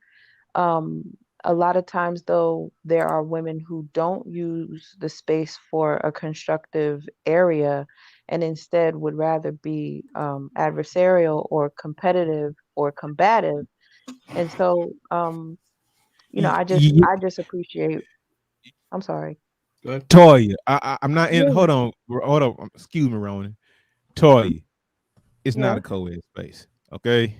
No, It's I not. know it isn't. It- I know it isn't. I it- was being tongue in cheek. Yeah. but Toya be comfortable like a muff. Toya be kicking her feet up like, shit. I got my Toya is Well, comfortable in her little chair over there. with all due respect, the only reason that I have that comfort is because I offer respect wherever I go. So I don't feel like I need to be on pins and needles in places where people are welcoming. And we have L. Nixon in the conversation. Salute to you, man. What's good, man? Let's go to L. Nixon. Hey, L. Nixon.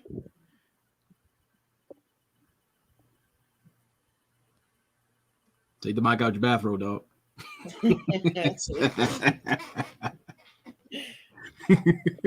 Oh, y'all go ahead when he gets his mic together. Well, I mean, there's a lot of stuff from the past where it's handed down in like little sayings that we hear, but I don't think people really appreciate the meaning behind the sayings. Because isn't there a saying that says, "What profit a man if he gains the world but loses his soul?" Basically, some things are more important than the win. Also in chess, there's like a point where it's kind of ill-advised to keep going. It's like you just being spiteful at that point. Now it's a personality statement. It's no longer you playing the game the way it was meant to be played. So the point is, discernment. That's what I get out of this. You got to be able to understand when it's time for you to give up a certain fight so that you can do something else that won't like put you at a detriment. But again, we asking people to have foresight, and like we live in a society and this part of the world right now, everybody feels like short-term gain, like they are unable to have delayed gratification. And to me, I can tell you right now, that is a thing that will irritate me. I can't be around people like that. So if you see me avoiding somebody, that might be one of the reasons why. There have been plenty of times I had to sacrifice and I knew it was for the greater good. It was something bigger on the line. And then I get people that are like trying to give me advice about how, well, you about to lose right now, because that's all they can see right then. So I'm going to just bring this back to what I said earlier in terms of you got to control who you have around you. Who are you listening to?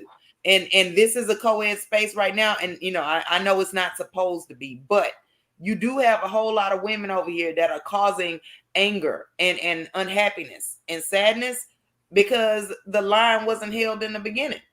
I can tell you, like, one of my biggest gripes with men is that, okay, I don't have the same desire to do some of the things that other women are doing. And then I got to already argue with them about how I don't feel like it's best for me. But then I'm also supposed to listen to men complain about what they do, but then they're also supporting and reinforcing that behavior. If I tell y'all that the women are like, they feel like maybe it ain't the best idea, but they don't have no consequences, and they literally know that, and they say that. When I tell y'all and I give y'all advice, it's not me trying to be in control of y'all or tell y'all what to do. And that's the attitude that the men that are fighting back about women, about any woman being in the space, that's what they feel like, is that women are going to try to tell them what to do. That's all I see is me telling them. But I'm Topaz, not. You know what? What? This is what y'all do, and you did it to me, right? What I do, y'all come over here, right? And y'all disarm us, right? Because it was a certain time. So you saying I disowned you, Laro? Yeah, you did. Uh-oh. It was That's what you no, saying. it That's was. what I heard, Laro. That's what I heard. That's what. Hey, look, it was a certain time when I didn't want to talk about nothing with women. I didn't want y'all over here. You told me one day. You said I made somebody cry one time, right? And you know, I took that personally. I'm like, damn, dog, maybe you are a little bit harsh. Like maybe they can come over here. I fucked up when I thought that, right? But I kind of, you know, became more accepting of women being around in the space or whatever, right? So I have to thank you for, you know, but I still don't want y'all over here, though. No. I still don't know. I still don't want y'all over here, right? I still don't want y'all over here, right? Well, I can't do nothing about it, so I might as well just go ahead and accept it. So it is what it is. Okay, so Laro, let me say this. It's not fucked up that you thought that, okay? Because here's the thing. I will say this. One of the things that I tell my clients, I have not done a stream on it, but I want to do a stream on it. Don't be afraid of thoughts, okay? You thought that, but then what did you do with it? How did you express it? How did you act on that thought? Or did you? Right? So I feel like y'all shouldn't be afraid of women coming over here because you should already know what your response is going to be to certain type of women that's going to get you what you want, and what your response is going to be to other types of women that's going to get you what you want. Okay? But you know, so if it was coming from somebody else besides you, I probably wouldn't listen to that though. Well, you know, I be having a lot of shit to say, Laro. Okay, I be having stuff to tell people. I know you like talk. I do. I really do. Like, it just falls out of me. I've been getting in trouble for talking too much my whole life, but you know, it is what it is. I've accepted that about me, and oh well. You know, except for I know how to shut up, like, you know, when you're supposed to be listening.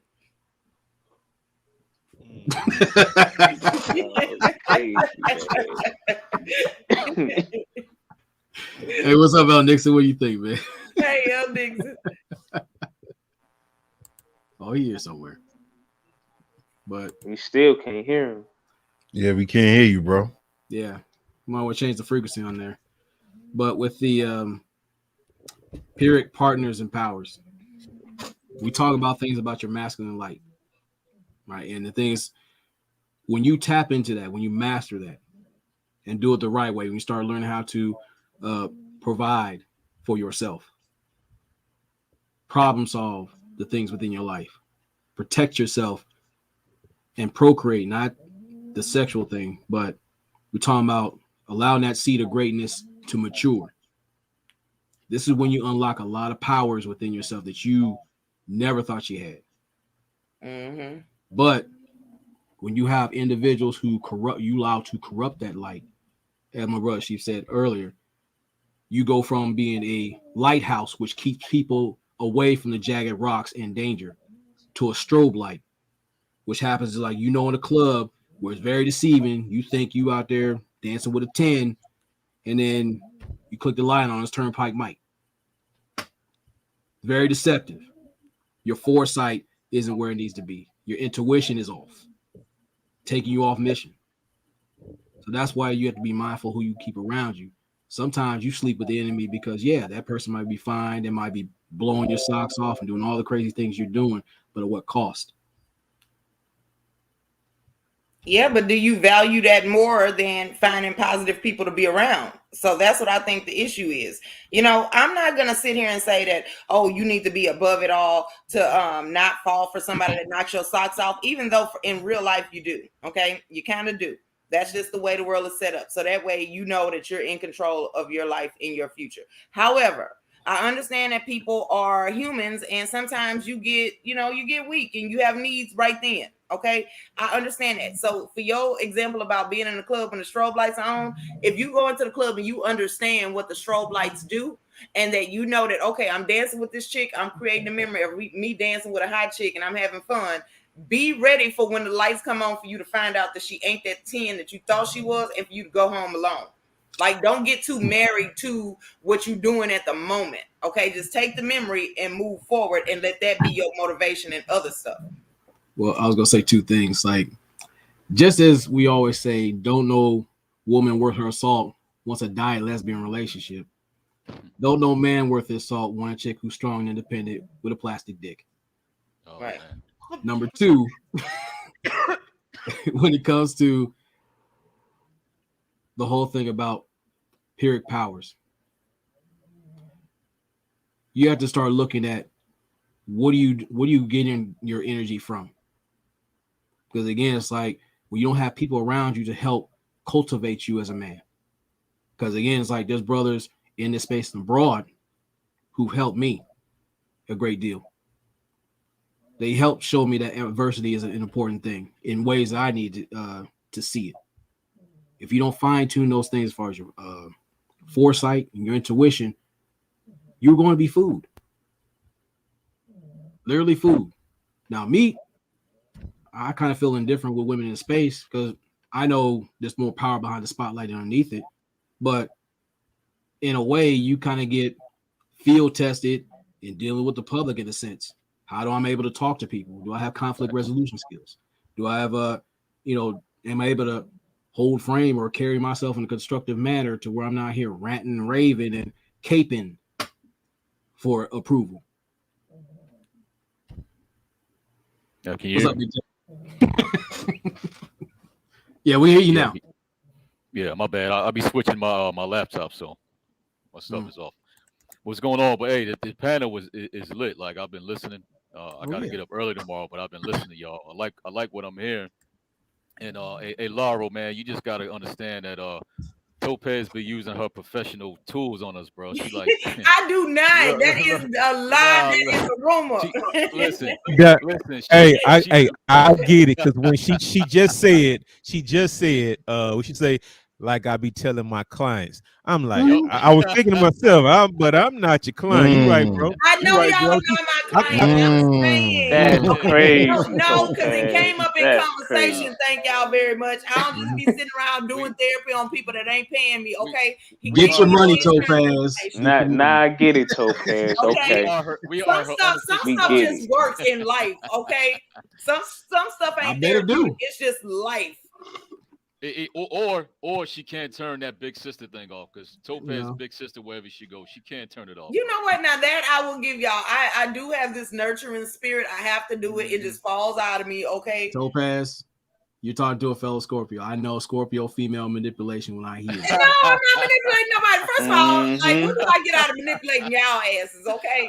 I smelt that 20 blocks away. Whatever, Ronin. Don't let them turn you against me. Okay, we supposed to be a team. Don't let this happen. Stop being like this. I'm not mad. It's a great fragrance. I just know the scent. Like, I know. Oh my God, right. You know what, Ronin? I'm not Hey, also since I haven't seen you in a while, hey, somebody need to cut Khadijah a check because her recruiting skills are aggressive.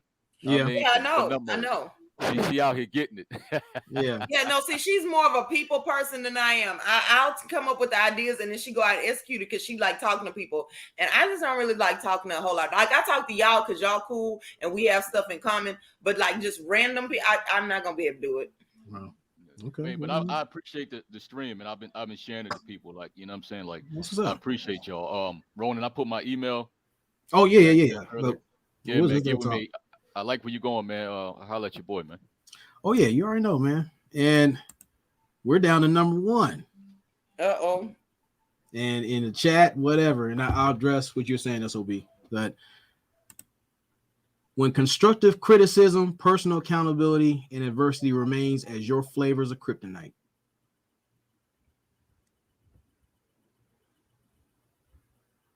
So now what?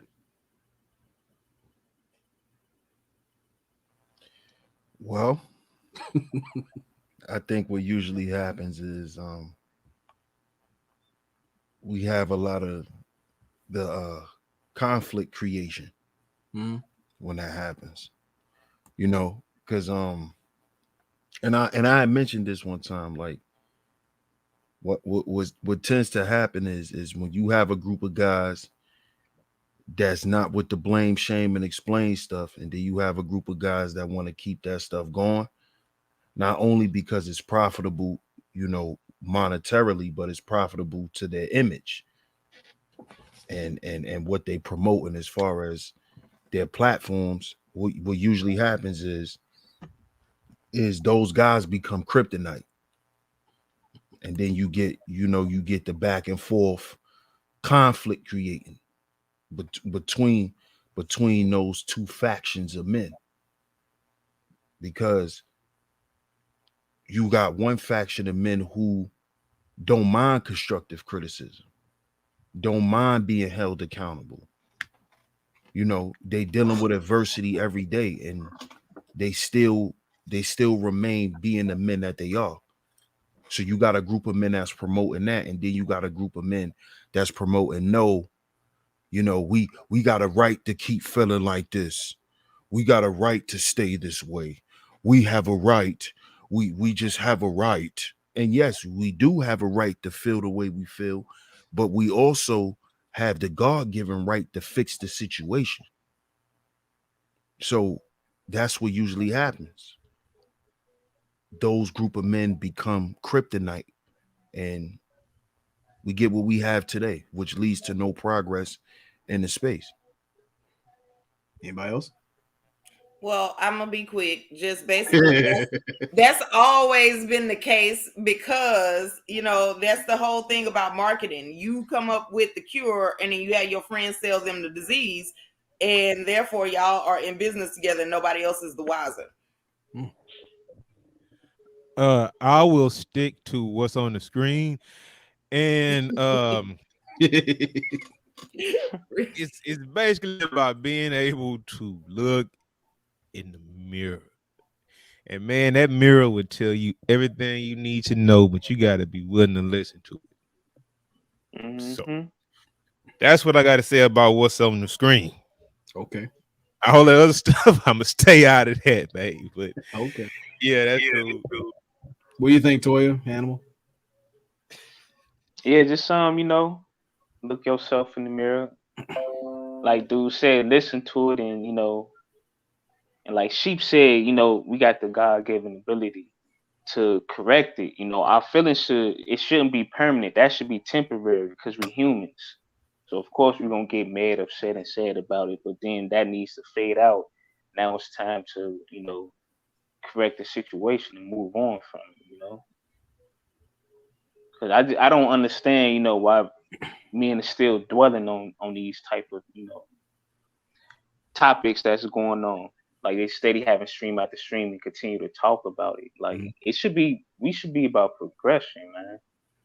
That's why I kind of like fell back from a lot of stuff because I just seen too much tomfoolery going on, man. And then I didn't like how, a person was coming at Sheep, and I just didn't, I didn't know that men behave like that, Like people was getting mad that he was saying we gotta heal before we build. I'm like, that's what men do though. Yeah. So I don't understand why would another man try to attack that and say, well, we just need to focus on money all day. Money, see, and this what pisses me off with black people, period. Money has never been an issue with us. We've been getting money. So stop saying that we need to get money in order to change our lives. We've been getting that. The thing is, we stuck at a standstill. Like we still childish. Well, not us, but it's like it's too many adults that's still childish. Mm-hmm. The men is childish, the women childish, but they got all this money. So the money's not the issue. They need to grow up. And they need to heal from the emotional traumas that happened to them when they was children. That's what it's all about, really. A lot of these people haven't got over what happened to them when they was children. Well, I'll say to this, and this is the answer this question as well. I'm gonna address this. The reason I don't feel some kind of way with the women in space, number one, it comes to looking in the mirror, and you're talking to someone who's been shot at, stabbed, backstabbed, had people wipe their ass with my generosity, embarrassed in public, 4 suicide attempts, had somebody lie or fake a pregnancy to try to keep me there, stole the dogs, and I know they're dead. Got on the internet and basically said, try to embarrass me or whatnot.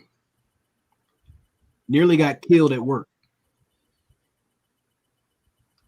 A myriad of things that I could and even had my twins aborted and been told on Christmas Day. A myriad of things that I could be pissed off about and still stay in red or blue pill rage. Even homeless twice. But when you talk about, you have to look within yourself. Sometimes all you have at that moment is yourself. When you have that relentless spirit, when you're sick and tired of being fucking sick and tired, when someone has pushed you to an aneurysm that close and you still survive, you start looking at things different. What's more important? You start looking at, who am I around? What am I doing? What can I do to protect myself? What can I do to show value, not just to myself, but around myself? And almost losing my life, I learned the ability to speak life into people. And there's three types of givers you have a choice to be. You can be a selfish giver, which you start giving people invoices for your generosity till they don't want you to give nothing but distance. You can be a senseless giver, give all of yourself and hoping you get 10% or less. That makes you evil, resentful. Or you can be a sensible giver. Learn how to give to yourself first, but able to give people a fair opportunity to give themselves enough rope to redeem themselves or hang themselves. And many times we've been all three. But the one that I would encourage a lot of the brothers especially to aim for is the sensible one. There's going to be a lot of chicken heads who do what they do, but they're a reflection of what you set as far as your standards, codes of conduct, and principles. If you don't adhere to those, they're not going to respect those. And if they don't respect those, they had to get the fuck away from you in the first place. Mm-hmm. So how you carry yourself, that goes in the whole thing about knowing who you are spiritually. Taking care of your health, which is why I put short videos about in the gym, not just talking about it, being about it, leading by example, encouraging brothers and veterans to get out there and work for themselves. They're going to have respective results, give themselves a chance. Then you're talking about family, mending the bridges, not within your house, just in your house, but brothers around you, if possible. Push them to be the best that they can be. The best payment that they can give you is paying heed to what you were saying and growing as, a fellow brother or whatever. Then we're talking about your appearance, taking pride in who you are. That's why I have no problem camming up. I want people to see who I'm talking to and vice versa. That way, when you look in that person's eyes, and they can tell you a lot from body language, outright expression, and there's nothing to hide. And then it comes to your dwelling and knowing and fixing the things within yourself. It reflects in everything you do and how you carry yourself. There hasn't been no yelling and acting a fool out here like certain individuals because they're too busy fighting themselves and the narratives that they want to protect and hide behind. When we're men, a principle and purpose, we understand everything isn't going to go our way, but we don't worry about the things we can't control. We worry about the things we can control. If we can mend bridges, cool. If we don't fuck with them, we don't fuck with them. Black or white. So with all the shit that a lot of men have came through, people are start understanding the currency of character. Understanding that the smiles that a lot of men give or women in general are not fucking cheap. You start appreciating where you're at because where you were is a person that you didn't want to be, but you had to learn lessons from. That's why I don't even trip on certain things because I have to go outside and take what I've learned here online out in the public sector. You got to learn how to be socially adept, learn how to promote yourself in a positive fashion. Be around people who promote you to grow. That's the thing about masculine light. It needs maturity. And the more lights you have around you, the brighter the situation comes about. That's why even in this space, as dreary as it can be, you still have people who want to talk about content and not sit around and make money off bullshit conflict at their expense. Hope that answered your question. What do you guys think? Yeah, I just want to say one thing. Like, I'm not a part of manosphere, or whatever, but you know, I don't mind women hopping on panels and talking with the guys. I just have a problem where you know a man has a panel and Mhm. he's letting women come on the panel and they start acting crazy and just start, you know, causing conflict. And I just don't even listen to them. I just well, in my eyes, you're a punk ass nigga because you letting people come on letting women come on your panel, disrespect you and all the other men, but you claim you this and that. So I think dudes need to get off this, man. Well, women need to just fall back. They don't need to fall back. What you need to do is stand on something. So if you say you're not gonna let women disrespect you, you need to show that. It's that simple. And That's all I was saying. if a woman want to come on and chime in with us, she can do that. Cause she's coming on, she respect us, and she's not coming on here to give us problems.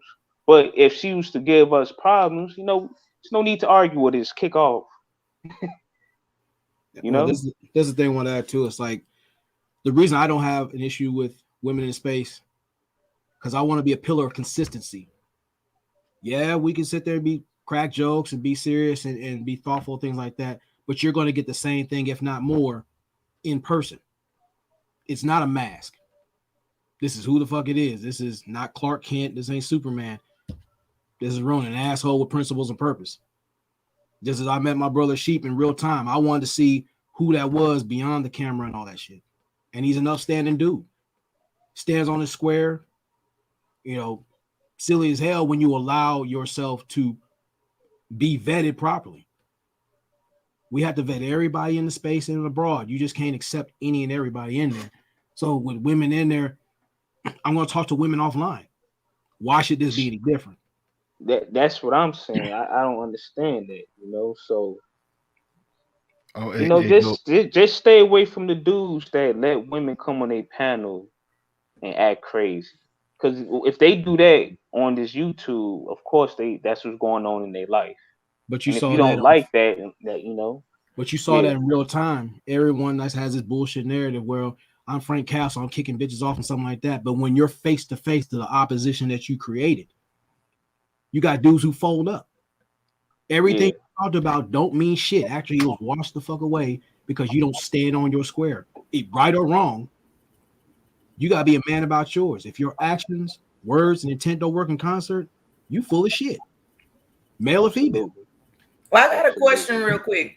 So I know that situation, but and so what my point of view was, I'm gonna tell y'all at the end. But as the men on this panel, I respect y'all, and I feel like y'all are good examples of what would be good to lead the community, right? So I'm gonna ask y'all this question: is it better to just not invite those type of women to the program because you don't want to give them no shine because you know that they're getting a secondary gain? They're sitting there putting up with you yelling at them because they get something else, right? That will help to sustain their behavior that you don't like. So is it better to let them come on there and then you show everybody that you can kick them out? Or is it better to not even invite them on there in the first place? Well, It has its value. don't invite them in the first place, but people try to come on and act like they cool and nice, and then that's when the real side come out. And that's when I say, if you see her starting to change her behavior, just cut it off immediately. Don't go back and forth with anything, because like with you, Topaz, you could come on, you can talk all nice to us, and we can all giggle together, and then you can flip the switch on us. So when you flip the switch, we just gonna hit that button and say, all right, goodbye. Topaz is the best pick me in the manosphere. Oh First wow. of all, okay, Nah, Laro, definitely not. stop being Yo, this yo, person. you wild. You supposed to be different for Definitely not. 2022, Laro. Oh, and plus to address like what I get what State of Being is saying, but the thing is like it is a conversation where some of us want to hear a woman's point of view because you got individuals who try to go cross country to get some ass, You got guys doing underhanded things on the low, saying one thing and doing something inconsistent. So I like to get from the source what are their respective thoughts. Now, with the women, which is going to be happening on the next conversation, don't think I'm not going in.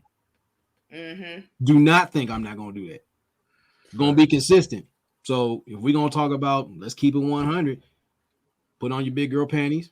Shout out to BGP. Salute. And then Yeah, just I mean, be that woman. Deal with it. yeah. Women don't have to, and this is my thing. Like, men, we don't have to be a part of everything that women doing, and women don't have to be a part of everything that we doing. Facts.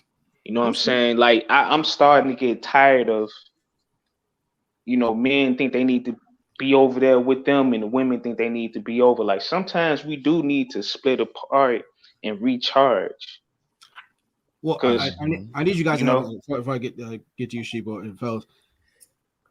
Being in this space since late 2007, I think we've been comfortable being landlocked on these internet spaces. Everyone likes to talk about a lot of things or something like that.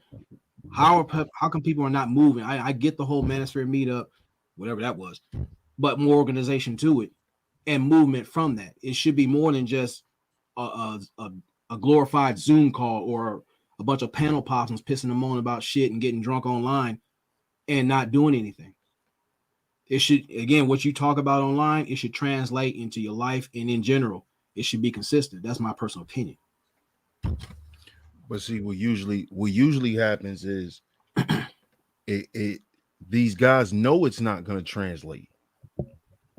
That's what happens. They know it's not going to translate in real time, and with a lot of guys, they're not comfortable with that.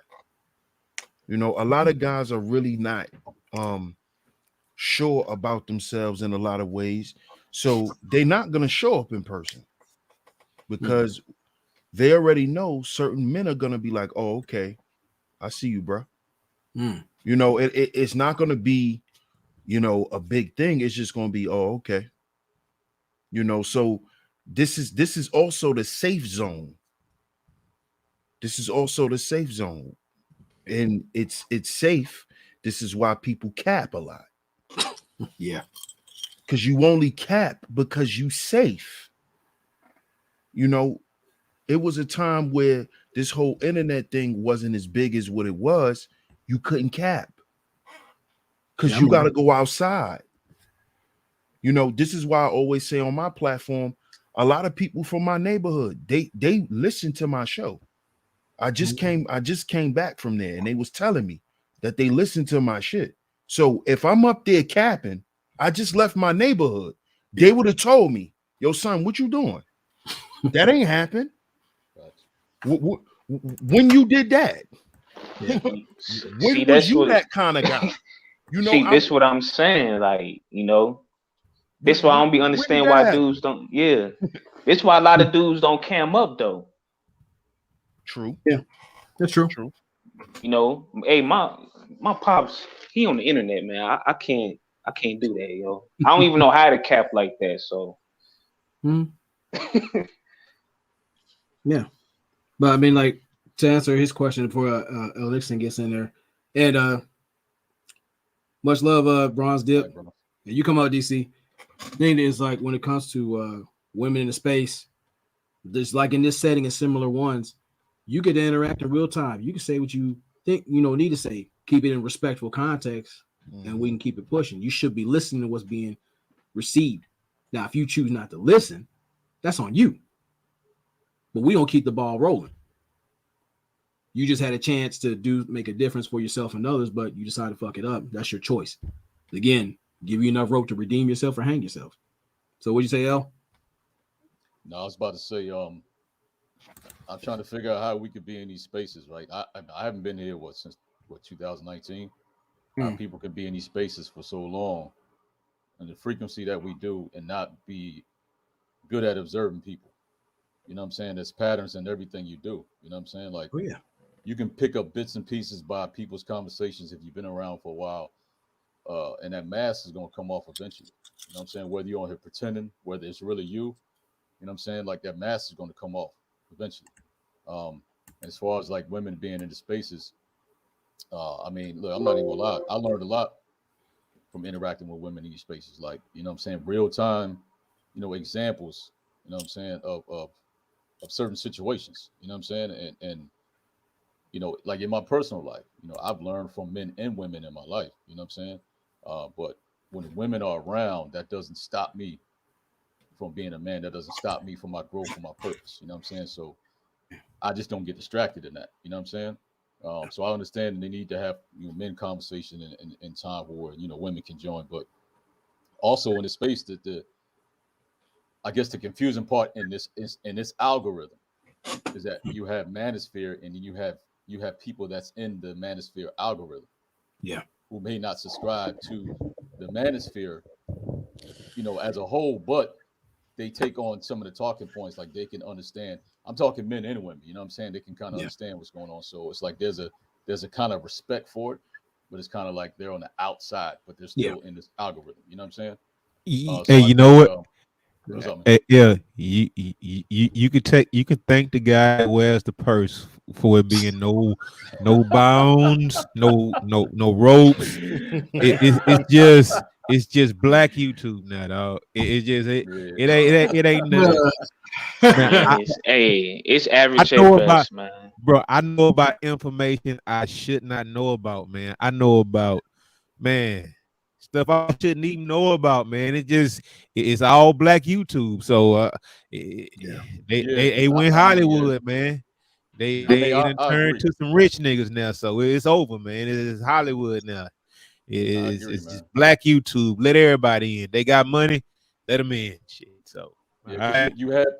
you have the manosphere, you have the people that are kind of like adjacent, you know what I mean, like kind of in the algorithm, right? And then what I'm Right. seeing now is you have people even outside of that trying to attach themselves to this algorithm that don't even know anybody inside. You know what I'm saying? Like you got Mhm. people just calling themselves or speaking on the manosphere, whether they for it or not. Like who are these people? Well, I don't even know these people. You know what I'm saying? So yeah, yeah, they definitely the lines are just Yeah. yeah. Yeah. Because the And hot You see thing. it. And shout out to Yeah. DC. He's an OG in the space. So yeah. It's like but it's like popular to as attach the far as manosphere the people now. women,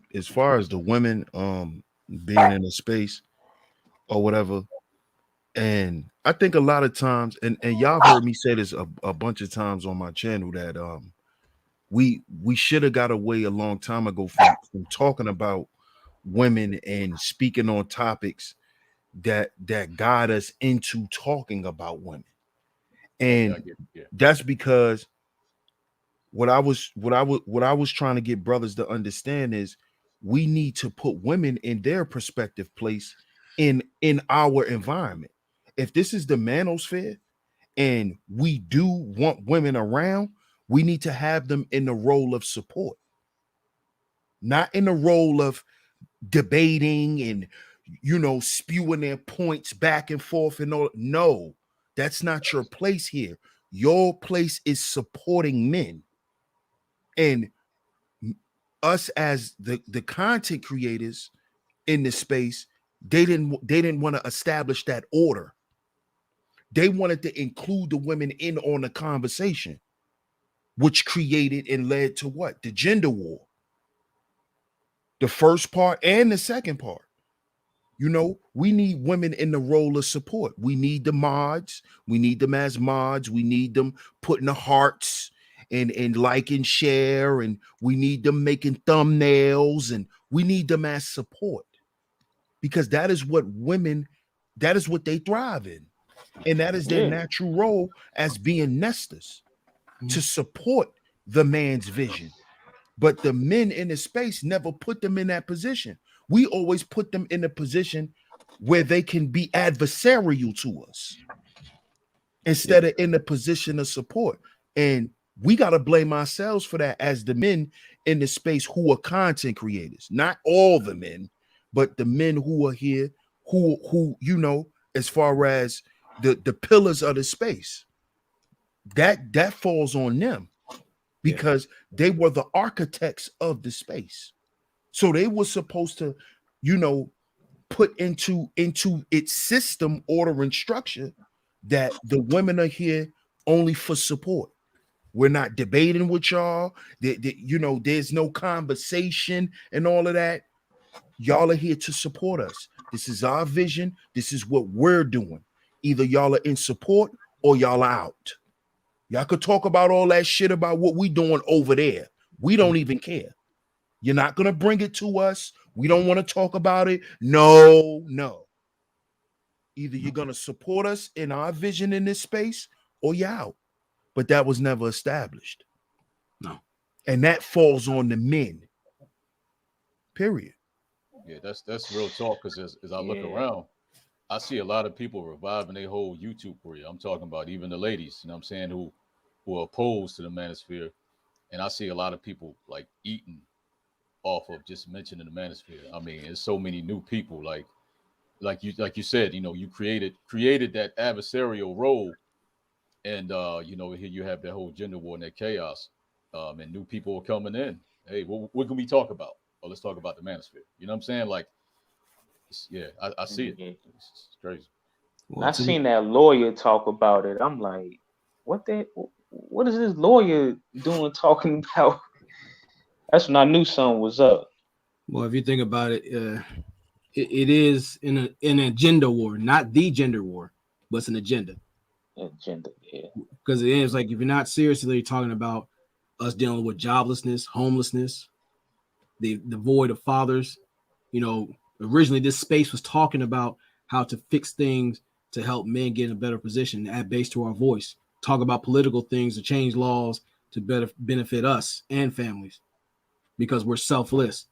But you got individuals that's bringing in, you know, spilling tea and all this gossip shit.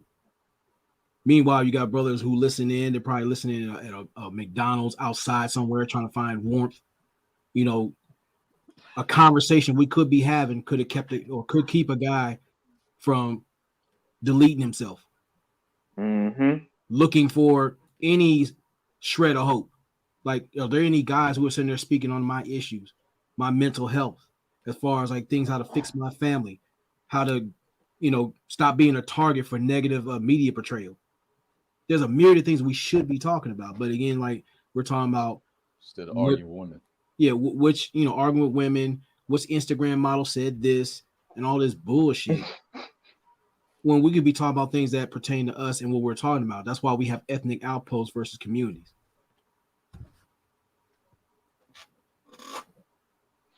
And all that does is that shows the women, well, what we saying is true because what you built.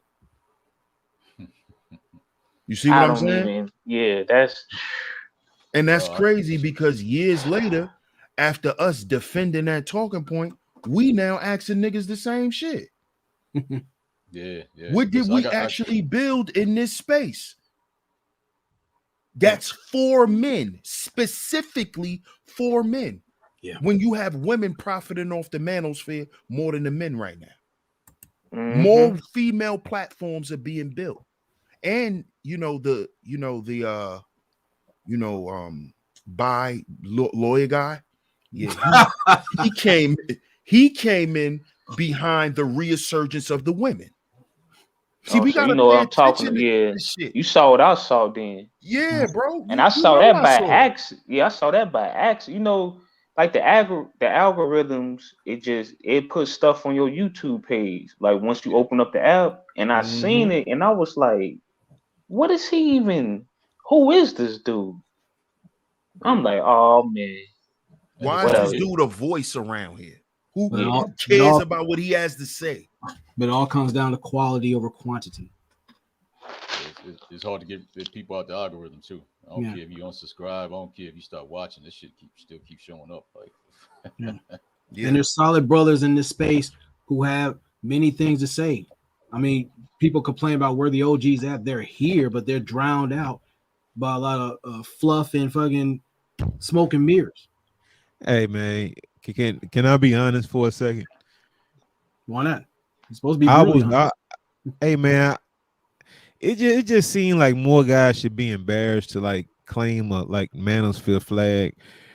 you know, especially like with the guys at the top with those subscriber bases they have, man, both of them not, you know, not what we would consider a straight male. And that's at the top right now, bro. I mean, they booming, getting thousands and thousands of views under a manosphere flag, and that's what we had to offer, bro. I mean, that's just an embarrassment, dog. And I'm surprised, like nobody just cares. It's just cool from the top all the way down to the bottom, right? Whether you got 100K subs or all, man, it's just like that's cool. Nobody says anything. I mean, I know where you're going because you bumped heads with the purse. I get it, but when it comes down to it, it's like, yeah, it seems like, you know, with the manosphere online, that's what it is. But we don't stay online. We get outside and get shit moving. We don't just sit there and talk about this shit. We live this shit. Yeah, but when he said how those women were booming there and how those women's platforms are just growing, I mean, that was just a gateway. I mean, shit, let them in. Shit, it was said that if we ignored it and looked the other way and you know only listen to the guys who we like, shit, we don't have to worry about it. But shit, it's but like you can't. But it's just like they can get a little clout here online for state of being. Yeah. When you step outside, you notice them motherfuckers folded when it came to media presence. Sat on Vlad, sitting there with their hands landlocked. They got on different platforms, got exposed as frauds, which we knew the fuck they were. They're not ready for prime time. But you step outside like, hey, who's this? I'm such and such. Who you saw on YouTube or wherever, I'm the same ass dude. Consistency. That's what matters. Hey, what's up, Stay Ben? Hey, what's happening, man? It's your boy BL Wiggly, aka the Melon Ninja Mutant. They call me Wiggly in the game space. Y'all can refer to me as Mike like moms do. And I'm gonna tell y'all straight up, because I feel what y'all talking about. I'm gonna tell you straight up. At this point in the Black manosphere, you cannot tell me it ain't some William O'Neal shit going on. Yeah. Facts. Yeah. Facts. And what saddens me is that we can stand by and see this same dance and song and dance, this same story go on and on and on and on and on and on. And we still falling for the mix of this shit and justifying it, saying, yo, everybody got a voice. Yo, why you hating on him? Because he get to talk how he talk. Yo, don't be trying to hold nobody down. Yo, I mean, that's a man like us. Stop. You see what energy this cat is vibrating. You see what energy is going on over here.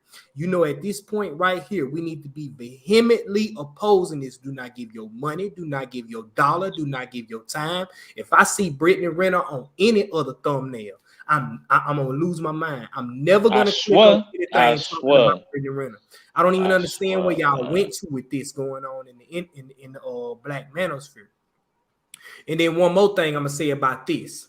I'm gonna say this. And I'm sorry, because go ahead. I don't even have to. I mean, appreciate you for letting me do this, but I'm finna say this. We brutally honest here, so hey, go ahead. If you not camming up, don't talk.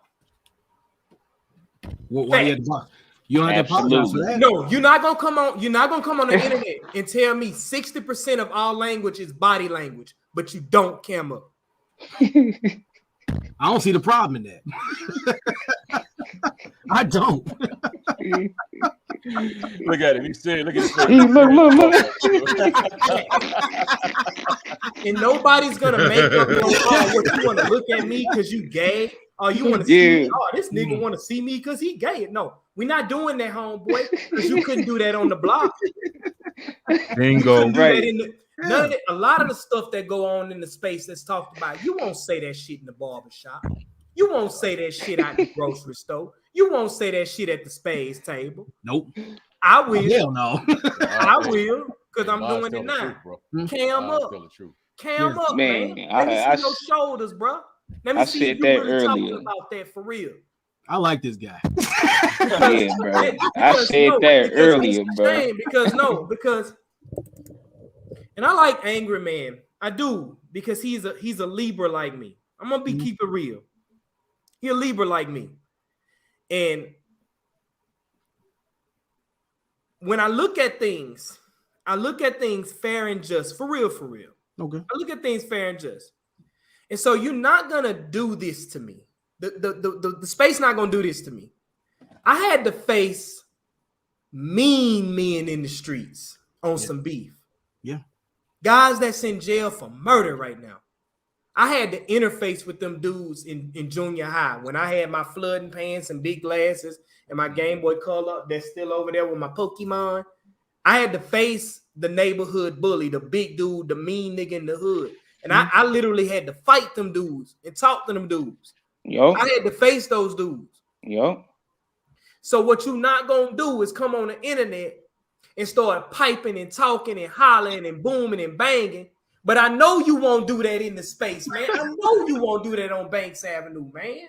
I know you won't do that on Singing Hill. I know you won't do that in Oak Cliff, man. I know you not gonna do that. And to me, I don't like how people that made a new standard. On the internet, you can be a certain way. You can be this way on the internet because it's all entertainment. It's just a personality. It's just a personality. It's the internet, dude. Get over it. No, fam. Nah. No, fam. We had dire war out here with our women, our children, our men. The whole thing messed up. You have no time to be playing a facade. White folks got time to play facades because they own a few nations. Nigga, you don't even own your mentality. That's real, man. Absolutely. I'm glad you talking said about that. playing facade. I'm glad you said that, because you have individuals who, even while we're speaking, they're trying to dox individuals. And see, this is what I don't like about keyboard. Listen, man. I don't think people don't even know how it feels. Like he brought up about, when he was in high school. I don't think people know how it feels when you beefing with your next door neighbor. Mm-hmm. Yeah. And y'all got to go to that same school, bro. And that's what I'm saying. Stop playing with me on this. Outside or not, bro. For real. You really contemplating. This is what I'm saying. Like, this is why I be looking at people on the internet. I'm like, bro, I know for a fact y'all couldn't be in Chicago with me, bro. I know this, y'all. I know. See, I know this. This is the beautiful thing. I know. I'm glad he said this, man, because I was waiting for somebody else to say y'all dudes need to cam up. Cam up. Bro, I was mid. I'm gonna keep it a bug. I'm gonna keep it a buck, man. I'm just gonna say the name. But I don't know if it was serious, but when Grinch was getting that sheet, that's when I was like, you know what? A lot of y'all dudes running y'all mouths, bro. Y'all talk too much. Straight up. Let that man do what he do, man. Cause I didn't understand about, when he said heal before we build, y'all gotta come back with some slick shit to say. Yeah. But you always talking about you getting money, bro. Mm-hmm. See, so that's just me. I don't, I'm not, like I said, I don't want to be a part of the whatever's going on. I don't know if it's serious or not. And I don't get into no beefs on the internet. But that right there, I just could never respect that. Because I'm like, we grown men. But you know what? If I don't agree with you, I be seeing them, when I see them thumbnails like that and I see all that, I continue scrolling, brother. But fellas, I want you to take a good look. You see silly shit like this? This when you get goofy motherfuckers that think it's entertaining to be unanimous or hidden online and shit. The reason why a lot of us cam up or what like that, again, it's like you can put a face to what you're doing. I understand the language of on site. If you're about that shit, real killers don't talk. When it's time to go do it, you go do it. Now, my thing is, do you understand what you're walking into? Do you know that person's discipline? Do you know that person's mindset, tendencies? Because once you're out there doing what you do, you don't know what that person got on them and what they're willing to fucking do to prove a point. Especially if they got something to lose. Yeah. But we got keyboard cowards who think it's cute, sit there doing docs and this silly shit. Now, some instances I get it. Some people need to be exposed for the bullshit they own. But again, you got a lot of these broadband pussies who like twerking online and thinking it's cute.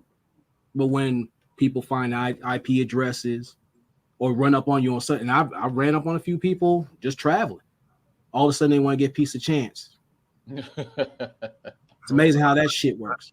I don't think anybody need to be doxxed to the point of their children, their family, I don't even think any of that. Like, God, I don't think none of that stuff is right. Like, you'll get killed in the street. Like, I don't know what y'all telling doing. you, bro. I don't know what y'all doing out here. Like, what happened? I don't listen. I don't agree with it. I don't agree with it, but I'm gonna tell you why nobody should be doxxed. Period. I stopped playing on Twitter. I think I want to say 2012, because people in my neighborhood, they didn't see the next day. No, because you getting on Twitter and you running your mouth, and then you come to find out this person lost their life. Yeah.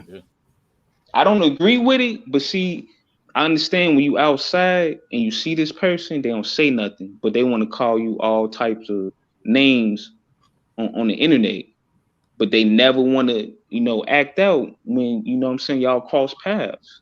And this is what I don't understand. I'm like, a lot of these dudes, grown men on this internet, I don't see why y'all think that's cool to just get on here and just go back and forth for other men. Just if you don't like what he's saying, click off his panel. Click off and go to sleep.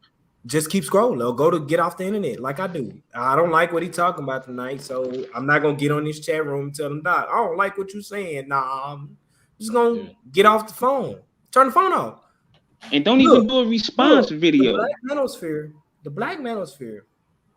When I look at the black manosphere, I see a whole fucking Walmart. Like, seriously, and it's not an insult. There's a department for everything you want. Yeah. If you wanted your cologne and fragrances, it started out with the guy that's a little bit feminine now. He didn't have to be the head. But if you wanted that, it could be that. If you want your real red pill talk, there's men that do that. If you want your workout, there was men that do that. If you want your Bitcoin and your tech knowledge, there was men that do that. If you want your Playboy, I let other men screw my wife, there were men that do that. I mean, why did you got to turn the guns inward? I don't understand why we had to turn the guns inward. Why we can't just stand frontal like Avengers Endgame and it's a whole bunch of superheroes just spitting to the world. I don't care what it is. This is a black man. This is my opinion. This is what I like. This is what I want. And this is what it is. Facts. Yeah. Why can't we all just turn the world and face them like Thanos? Face Thanos. Yes. You know what I'm saying? As the superheroes. Why did we have to? What y'all don't understand is finally we have a space where we can talk. Our word can be projected. There's not one ventricle, one avenue, one crevice that needs to be infiltrated with anybody's type of malice, anger, front forward aggression. We don't need that right now, bro. There's no time for fighting against each other. No time. There's no time for putting effeminate figures in front of us and letting them lead the way. There's no time for that.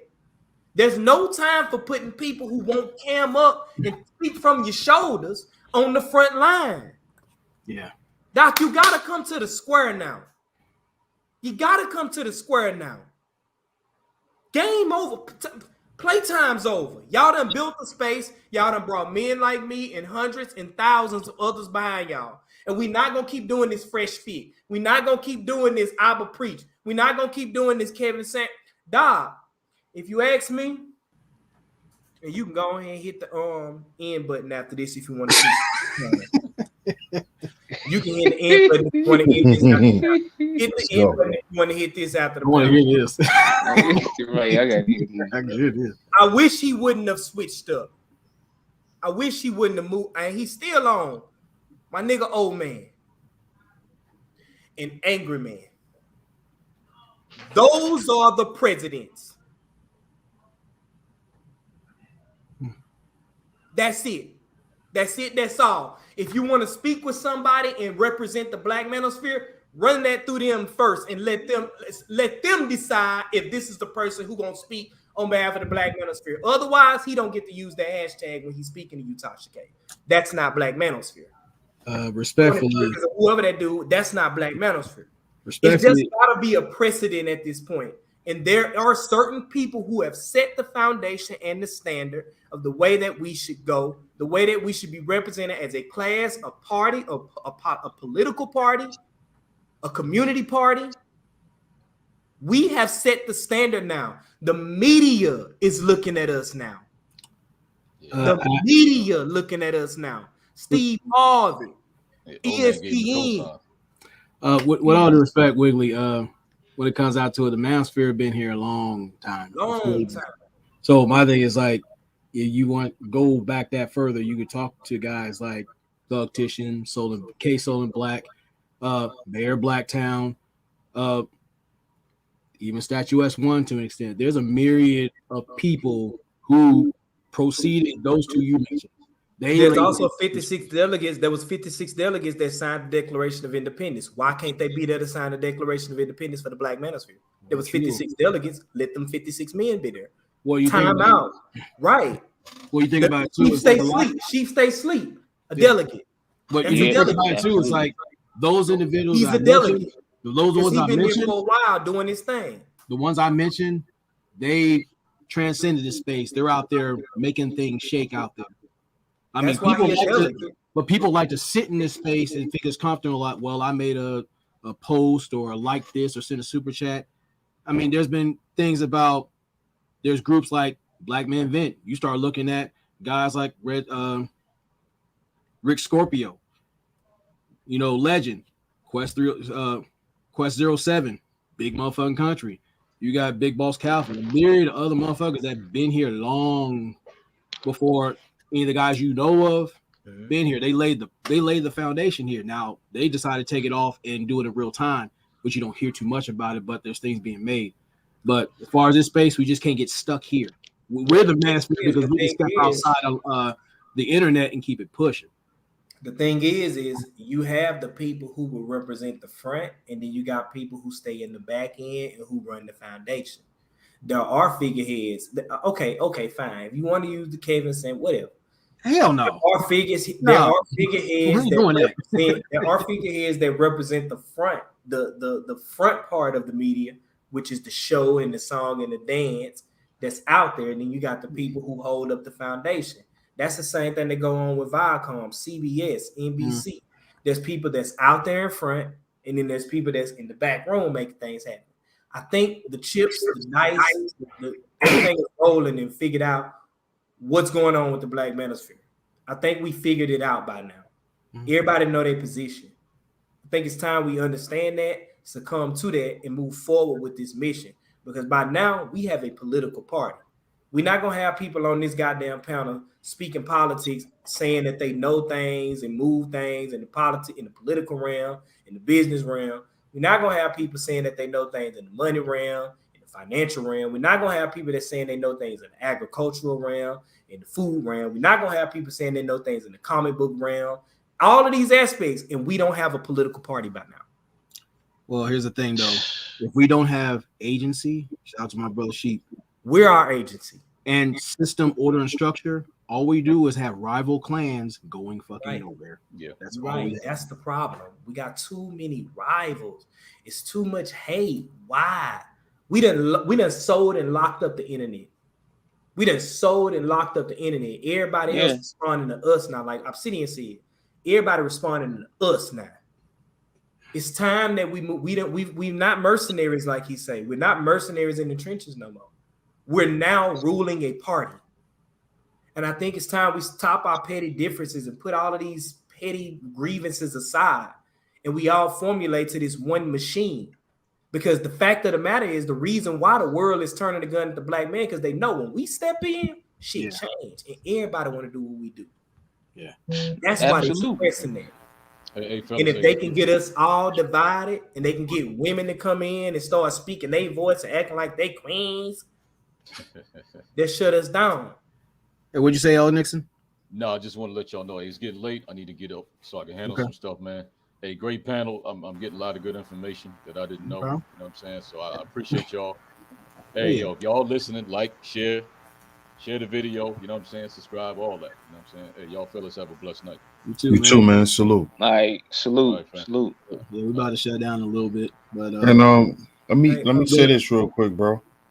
As far as the petty differences and shit like that, a lot of that shit can easily be ironed out as if dudes just stay in their role, stay in their place, stay in their lane. A lot of times men got to understand what respect is. Respect is you knowing who you are and respecting a fellow man and who he is. So stop trying to be another dude's lane. Know your role and play it. But a lot of times dudes, they have a problem with that because number one, they don't know their role. And number two, they don't understand the role that man is playing. Thanks. And how that role that he's playing is actually benefiting you. But you don't know your role in what we got going on or what we supposed to have going on. So you lost. So you find everything to be an issue if it ain't coming from you or if it ain't coming from people that you like or people who you rock with, which is very immature. Very immature. When I brought up emotional intelligence, that was a problem. That was called feminine. But as we can see, that's what men lack here. Look, dudes is steady in here doxing. You know what I'm saying? That's the lack of emotional intelligence. Dudes want to get in here and be silly because we having a constructive conversation. That's because dudes don't know their purpose. They don't know their purpose. You don't know what you should be doing. So you just in here doing dumb shit. Like a little lost little kid.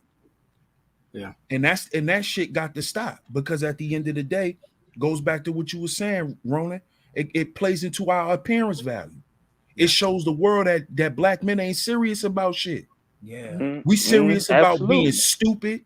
We serious about trolling, being cute for some lost stinking bitch. That's what it shows. That's what it shows the world. That's what appearance value is. How we portray ourselves to the world. And when we sit here and do dumb shit, and find reasons to be adversarial all the time, it shows the world, oh, these niggas ain't about shit. They just want to rap, smoke weed, and kill each other. Yeah. And that's like to answer your question earlier, stated being the reason I'm not worried about the women's space. I mean, wiggly, man. Wiggly. Sounds weird saying it. No, you can say SO state of being there.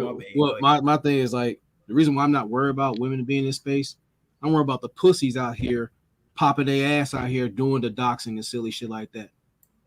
The guys with no code of conduct, the ones out there misrepresenting themselves and this space in what they do and what they stand for. Because it ain't just them watching. There are other people watching us too. Yeah. So with the women, you're like they do what they do. But when you got these old Tinder dicks who want to keep on these bullshit narratives like blame, shame, and explain and beefing over stupid shit, you have to get rid of the pest first. Yeah, a lot of them. Oh, okay. Guys, man, the way that's moving, I don't know what to say a lot. All I can say is to keep it real with you because I've been in that position before. I've been in a position where I can throw stones and hide my hands. And I got to tell you, a lot of people just act out on the internet because it's you anonymous and folks just do silly ass shit on the internet. I don't know why, but I think that we just need to understand that and turn it and face forward and focus. Sheep stay sleep. Mr. Brother DS Ronin, I know you very well intellectually, if that's a word. I know you very well. And I would be wrong if I got on this panel because you see me in your chat one time when I said say his name. Yeah. And you had came and you was like, here goes somebody right here trying to start up some strife or something. Brother, I wasn't trying to start no strife with you. My bad. But and then when I looked at that and understood what was going on, I looked at it from your position and said, yo, that dude look like I'm trying to start some shit. No. So my bad. I did not mean to get in your chat and tell you to say whoever name you was talking about. But my point is, or what I'm saying is, brothers, we have constructed a monolith. All our super chats and donations, comments, work ethic, all the heads in the space. We done constructed a political party now. Like literally, we done struck the world. Dude, y'all got folks listening and y'all in fucking Netherlands and shit. Yeah. Going through the same shit, bro. They all everywhere. High time for us to put whatever our petty grievances is aside and figure out how we gonna connect these chains and start slanging them bitches like Kratos, man. But want to say is like just like my brother Sheep does. He do the routine as far as like drinking tea, getting out, working out. You got my brother Turtle Sage. Shout out to him. He's a brother that goes out there and shows his channel with martial arts. Just again, it's like you got brothers out here who are doing many constructive things that go against the narrative saying that we're predators, super predators, raggedy piece of shit that lay by the or homosexuals or guys who live and hide at the liquor store trying to drink our problems away. There are positive brothers out here, guys who want to be dads, guys who want to be solid sons, uncles, leaders in their respective right. But you got too many weenies on the Wi-Fi out here misrepresenting us, and that's one of the many problems we have to deal with if we're going to expect to be taken seriously or change things to where it makes it uncomfortable to stay here. But instead of just staying in this space, we have to make things move in real time, not just talk about shit and sit here. Shout out to MoFax. So what do you guys think? Man, I appreciate you letting me come on. Yeah. You know what I'm saying? Talk. Wiggly, you a cool dude, man. I like what you was saying earlier, because it's time, bro. It's time, bro. Like, seriously. It's time, bro. Like, we're no longer mercenaries. Obsidian was right. We're no longer mercenaries in the trenches. We literally got Steve Harvey listening to us. But see, they see the mainstream media is really paying attention to us. They don't care what the white boys doing. They do not care what them white boys doing. They like, oh man, once black men get back in order, it's a wrap for us. Problem. That's why they listening to this stuff. And I understand what you're saying, because that was Laura who said it's kind of embarrassing to even say that you listen to it or a part of it, because the common folk would say, well, you listen to Kevin Samuels or O'Shea, you know what I'm saying? And it's like, nah, I don't even listen to that crap over there. This is what I'm listening to, and we not on that type of time. We don't care about none of that. And this is not about hating women either. And people need to stop saying that. Nah, it's not. Men don't even got time. And Sheep, he did a stream, and I had made a comment. I was like, it's a lot of men out here who went through some stuff with their mama. Until this day, they still love their mama, no matter what she did to them. So you can't put that tag on us that we hate women, we got mommy issues, and we hate our mamas. We don't. Thanks. Please stop that. Oh yeah. Thanks. Yeah, we love our mothers, man. We love our mothers and our sisters, and we love all of them. It hurts me to walk the street sometimes after coming out of this space and then saying, all right, I'm going to take some of this stuff and see what they say apply to the real world. I'm going to see. So I'll be doing, like, seriously, I do it. I go and I say, and I look at Walmart on the street and stuff. And some of the stuff rang true, and then some of it don't. I see a lot of women out here who are trying to. I do see some black women out here that's trying to get this shit together, man. They afflicted just like the little boys that's raised by their mamas and stuff. It's hard out here on us, man. It is, man. It's hard, man. People so acculturated a certain way, but the fact of the matter is we have the key now, y'all. We got it. Here it is. I'm telling y'all, this shit is real. This shit is big. It's real. But you know what, brother? This applies to the whole thing with the topic today, masculine cosplay. when it comes down to it, just the fact that we know that we can make a difference, that's showing a lot of people's kryptonite. They don't want to be accountable for shit because you're going to have to see and show and prove. That's why a lot of people hide behind a camera. Some legitimately I understand because, you know, life-threatening things or something like that. But just what my passionate stalker is always doing, that's cool. You can do your thing online. But sometime, you're going to have to stand too. And real killers don't talk. I got a ground zero rule. I don't think you should be represented if you're not camming up. Well, that's the whole thing. You can me personally. I don't think you should be represented. But even still, let's just say you can cam up all you want. Do you stand up on what you're talking about? Yeah, you can make that's another thing too. Yeah, you right on that. I gotta relate on that point. You right on that. You can make great talking points or whatnot, but if you're not walking that walk, it's a whole conflict. You're right. Now you're charlatan. Now you're a fraud, and you can be like one of these internet weenies out here doxing people because they think the shit's cute. Yeah, you're right about that. So you can go ahead, hamster nuts. Of course, I'm not tripping. Told you I'll leave the light on. It's a lot of weak weasel. It's a lot of weak weasel shit going on. Yeah. A lot of my thing is, you know, it's your face card though. You know, you got to have a face card in the neighborhood. Yeah, but you know, but it is what it is, man. I mean, cause you talking to somebody, bro. I started off as the nerd, bro, and I came up in Trinity Garden, Mobile, Alabama, up in the street. And you can go where they done built the school new by now, but my name used to be on the name of the greats, Ice and Mike. And I used to rap battle. We used to fill up all gyms, Trinity Garden Park, the streets with just rap battling. And I remember every battle where I finally lost my title. Damn. But what I'm saying is we came to the cipher. Like you had to come out to the circle, bro. Your face had to be there. You had to be there and represent, and the people got to judge who was the realest, not you just saying you is because you can repetitionally turn on the camera.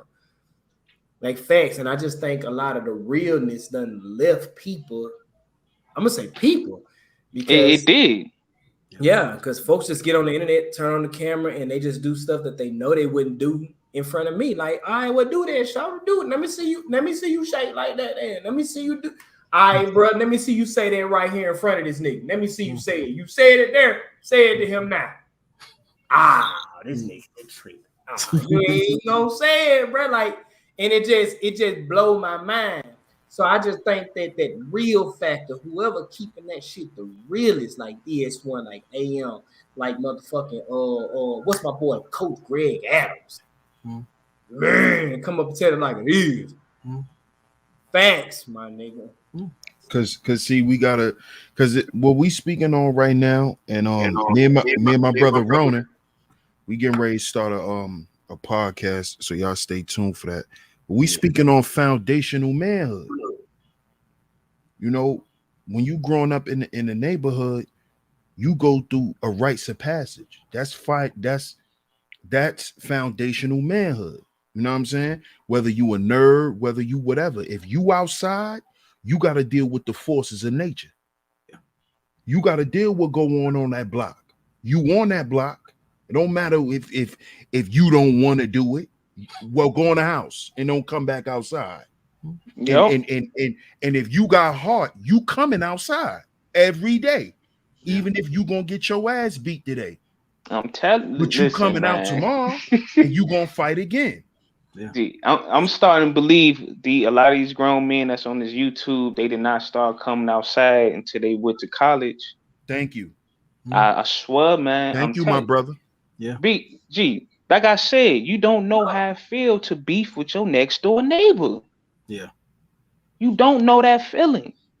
So if you know that feeling, you know how to carry yourself.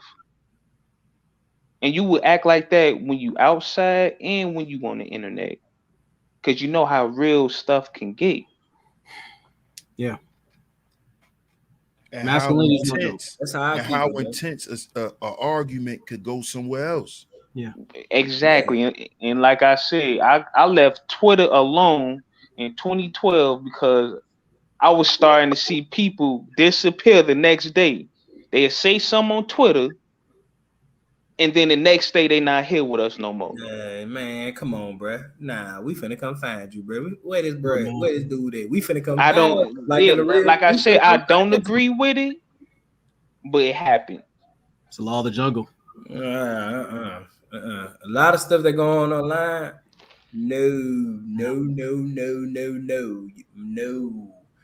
If you're not gonna cam up, if you're not gonna say that shit for real and be for real about what you're saying, say that in front of the folks, then you do not need to be speaking. Period.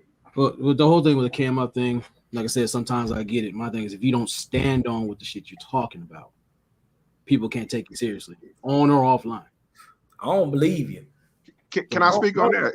I don't believe you if you're not saying it in my face. Go ahead, Mo. Every business deal, like Rocco said, I want to look in your eyes before I give you some work.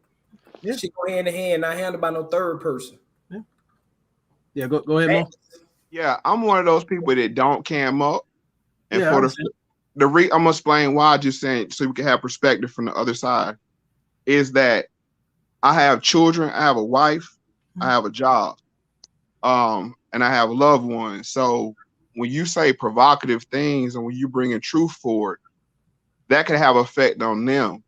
And if you notice, that's why you have the preacher kid effect, because those family members and those kids have to live up to the standard. They're saying that of something that they didn't choose, that their father chose to do, the walk that their father chose to walk. But at the same time, I have people that it's in my real life that follow my channel, listen to my content, good friends that hold me accountable and responsible for what I say. So it's not like I get up here and saying pretend to be somebody I'm not. But at the same time, hey, people have always operated under pseudonyms or pen names throughout time and history. And that's when a lot of times people will write up under those names and they can say some of the most truthful things when they were using pseudonyms. So it's not a point about being hiding or anything.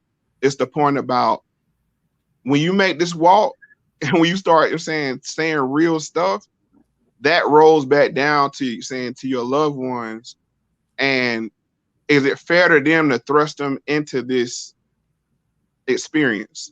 And that, like I said, that's an open question. But I'll say this. No, to answer the question, I understand it. There's brothers that led me to this space and sitting there learning from them. Many of them didn't came up at the time because back then when they was really doing flagging campaigns, they were fucking with people's employment. They were basically doing worse than doxing. They was really going out there and making it difficult for them. People had no idea what was going on back then, which is much lighter now. But I get it when you have something to lose. Yeah, I get that part. But it's just the clowns that get out here and do the doxing shit and all that goofy shit.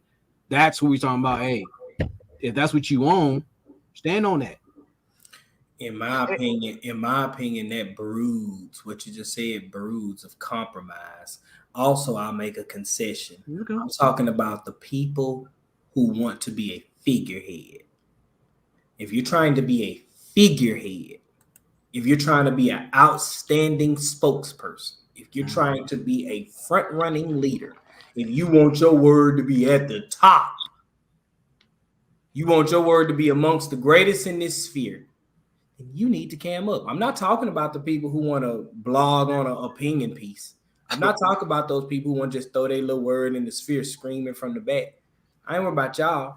And also, I say to y'all, if you got the audacity to bring your ass to the internet and say that right there, then you need to think about your job and your peoples. If you ain't willing to risk that and come out here and be out here and hold and shoulder to shoulder, elbow to elbow with us, then I guess you need to run back to the porch, cause you're not ready. That's what I say to y'all. But to what my point was for the folks who want to be figureheads, who want to be outstanding leaders in this space. You have to cam up, bro. No. But you say what you want behind the camera, but if you're gonna lead something, cam up, brother. And I'll say this: I'm no one's leader except for my children and my wife. And every man should be that. You see what I'm saying? You shouldn't have a representation that we default by calling leaders. We call our mayor our leader. We call our governor our leader. We call our city constituents our leaders. Actually, they're not our leaders. Put that to the side about this. We don't want to call leaders. Yes, actually, politicians are not leaders either. They are public why servants. They default to calling them leaders. Hold on, but they're not leaders. They work for us, and that's the thing. Is like when you come as citizens by calling them leaders. When you come to provide information, you're coming as a servant. That's preachers, that's politicians, that's whoever else. You're a servant of the people. And the thing is, I'm not a leader of anybody except, like I said, for my wife and my children. And that's how every man should be. And I hope to inspire every man to be a leader in his house. So your kids and your wife won't be going outside the home looking for leadership. That's the problem. So all I do is come to bring information and knowledge and facts for people to discern for themselves what they can take and apply to their life. Like they say, eat the meat and leave the bones. That's like, you know what I'm saying, DS1, you know what I'm saying, Ronin, they come with ideology, and I put that in the chat. Ronin comes with the soldier mindset. You know, he provides that to you, said this is how soldiers move. Now I pluck from that what I will apply to my life, but I'm not looking to him to be my leader. Same thing with DS1. He comes with facts. He has the inverted pyramid. I don't know the name up right off. I'm saying, but I see it in my mind. I'm sorry to cut you off. But if DS1 decided to run for office, I know he bought that shit because he canned it from the start and showed me he mean it from the shoulders. This is the thing. If we're gonna get I think what you just said is just an honest scapegoat so that we don't give these men their credit. These men are polarizing enough to be about bringing people together, be about bringing the folks to the circle and representing us in a good way. We have city constituents that we already call leaders of representation anyway. Right. Why don't we start to form that within our groups and start to name these guys as our representation? Kevin cannot represent us. We're not effeminate. We need some AMs and some DS and some Obsidians and some all the guys that what's the name, Mr. Ronin said. Okay, we need these representations. If I can have the floor back, my point is this: that no man should be looking for another man to lead them. They should look for people that provide information. You know what I'm saying? They see if that information, they use discernment to see if that information is credible or not. And they apply the information if it's applicable to their life. And that's the problem. To be honest with you, that's the problem with our culture in itself. We're looking for these messiahs to come save us instead of having just good information, you know what I'm saying, vetting the information and see if it's applicable or not. And, you know, we're always, like I said, they look for Jesus, they look for Moses, they look for Muhammad, whoever it is, they're looking for Pyrrhic, Malcolm X, Martin Luther King. Everybody's looking for this person to come along to save them, and they don't want to do the work themselves. And that is a scapegoat, because when they don't get the leadership, they all say, oh, we don't have the leadership. We don't have the leadership. It's no, you need to have information and knowledge. And then, you know, the men will come together like this, like we're doing now. You know what I'm saying? Lay out our ideas, vet them against each other, bounce them off each other. And then we would take what will work back to your children and your wife. Honestly, a man shouldn't, saying your wife shouldn't be going to get information from another man or leadership from another man. Same with your children. So it's like, you know what I'm saying? This is us being around the fire right now, saying what works, what doesn't work. But at the same time, you got to understand, a lot of people that's in front of the camera, they're entertainers. Mm-hmm. You know what I'm saying? That's a double-edged sword to put in your face on things, because ego starts to come into it. You know what I'm saying? And they say things that, you know, to have their ego stroke. And that's when they start playing to the crowd. And we've seen these big name people, I'm not gonna call no names, they come in on one message, and then when the crowd starts, you know what I'm saying, cheering for them, they, you know what I'm saying, they start playing to the crowd. See, I don't play to the crowd because nobody knows me. You know what I'm saying? Mm-hmm. I keep what's true to myself. But at the same time, the people I know in my personal life, they listen to my channel. And if I'm saying something I don't stand on, they'll call me on it. But like I said, once again, I want to make it clear. We need to stop with this leadership and messiah mentality of having somebody come to save us. Only you can save you. All right. And that's why I call upon that. I am challenging the people who are in these spaces who know that they have an influence to stand up and now be political leadership and actually do something that make a tangible difference. I'm going to say that to you. Also, I'm going to go back to what you just said right here. Sounds like to me what you just explained was law and constituency. there's a set of people. Let me ask you a question. How do we get these laws that come about? Who does that? You said how the laws come about? How do we get these laws that come about that protect us in our cities and our counties and our towns? The citizens know that there's a certain threat or certain... No, there are people that come together who sit and commune and delegate these laws, and they bring them out to us, and they ask us, are these what y'all agree on? And then we go and we vote for it. Fine. You know what influences most of those laws? Prominent groups. Prominent groups. That's why you have what's called lobbyists. But the problem is... Look, the fact of the matter is we have to stop acting like we can't play this game. I don't play games. Games are for children. Now, and it's time. Games are for children. It's time to play this game. It's time to play the game of capitalistic America economy. I know what y'all saying. Nobody's stepping out trying to build their own indigenous groups amongst their own little ways. We have prominent names now who making things happen. Who? What I'm saying. Who? Keep watching. Who? We have prominent names. No, I'm saying who? Who have you not, man? Look, I'm not going to compromise this man Ronin's TV station, but I will. Look, on SOB on my channel, I will, because I got two sons that got to walk behind me. It's time now. I got two sons that's got to deal with everything. So I say names if Ronin said. No, I'm saying you say if these prominent names. When I look at this space, the prominent names are not the ones doing the work. It's the small channels that's doing the work. I know. Hold on. Because once dude get, hold on, brother. Hold on, brother. You know what I'm saying? Let me finish my point. It's not, and it's always been this way. Even when you get to politicians and you get to, you know what I'm saying, spiritual leader, whoever else, it's the small groups. I mean, it's the smaller names in the group. It was the Robert Abernathy's, you know what I'm saying, that was doing the work behind the scenes for King. You know what I'm saying? It was the people, you know what I'm saying, that was flanking Farrakhan, the brother, the Honorable Elijah Muhammad, Malcolm X, although it was the people that was on the ground doing the work. That's just like over here. It's the people that's at 10K, 5K, 3K, 8K, you know what I'm saying, that's holding it down. These dudes get to 100K and then they start playing to the crowd. You know what I'm saying? They start making T channels. But you know what I'm saying? They're not talking about the real thing. So, you know, there was somebody who brought our internal legislature to the mass legislature and started to delegate it. Hence, even though I hate it, Lyndon B. and Martin Luther, there was an internal legislation we came up with and we brought it to the grand stage. I'm telling you, the Black manosphere is a monolith now.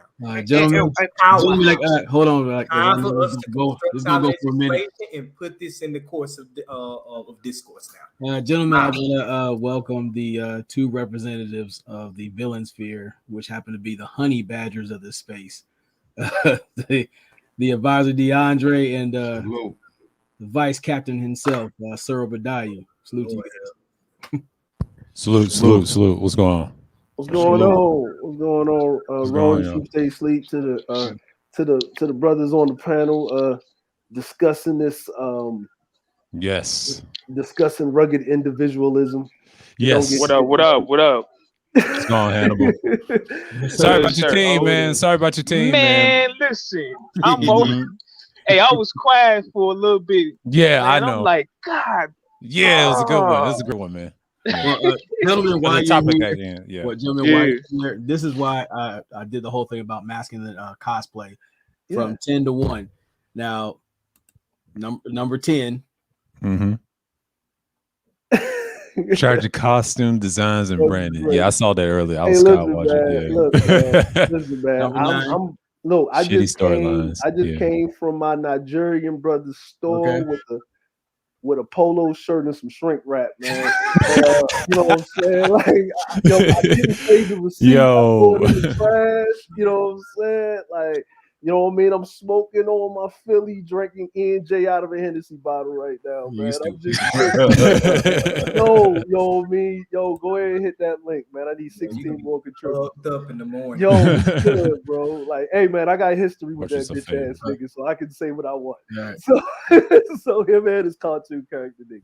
But look, man, I'm gonna say this, man. I get what both of the brothers are saying, right? Mm. One brother is talking about you can't do anything without a representation, a leader, right? Even at the smallest vestiges of human interaction, you have been preconditioned that there shall be a leader. You know what I'm saying? To represent you. Let's just say in kindergarten, right? Right? There's a kid that sticks out in the class, right? You play organized sports. There's a team captain. You know, there's the best player on the team is not necessarily the leader of the team, right? Because people want to gather around the voice, right? Your coach, right, on the team is a leader. The teacher is a leader of the class because they have to teach you. You have to, get the knowledge from this person, and then they have to lead you down a path, and then you grow up and you move forward, right? So there needs to be leadership at some point in time. There's people that have those qualities, right? But everybody plays their part with support.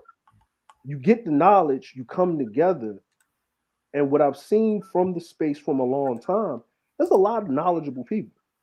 They have a lot of knowledge, right? They have a lot of understanding, right? And then there's a lot of experience, right? There's a lot of experience. Now, albeit a lot of those experiences are trauma bonded through failure because they don't focus on other things that need to be focused on as a men. 90% of the conversation is talking about pussy. It's not talking about being great. It ain't talking about being a man. It ain't talking about legacy building most of the time. We used to talk about that. That used to happen.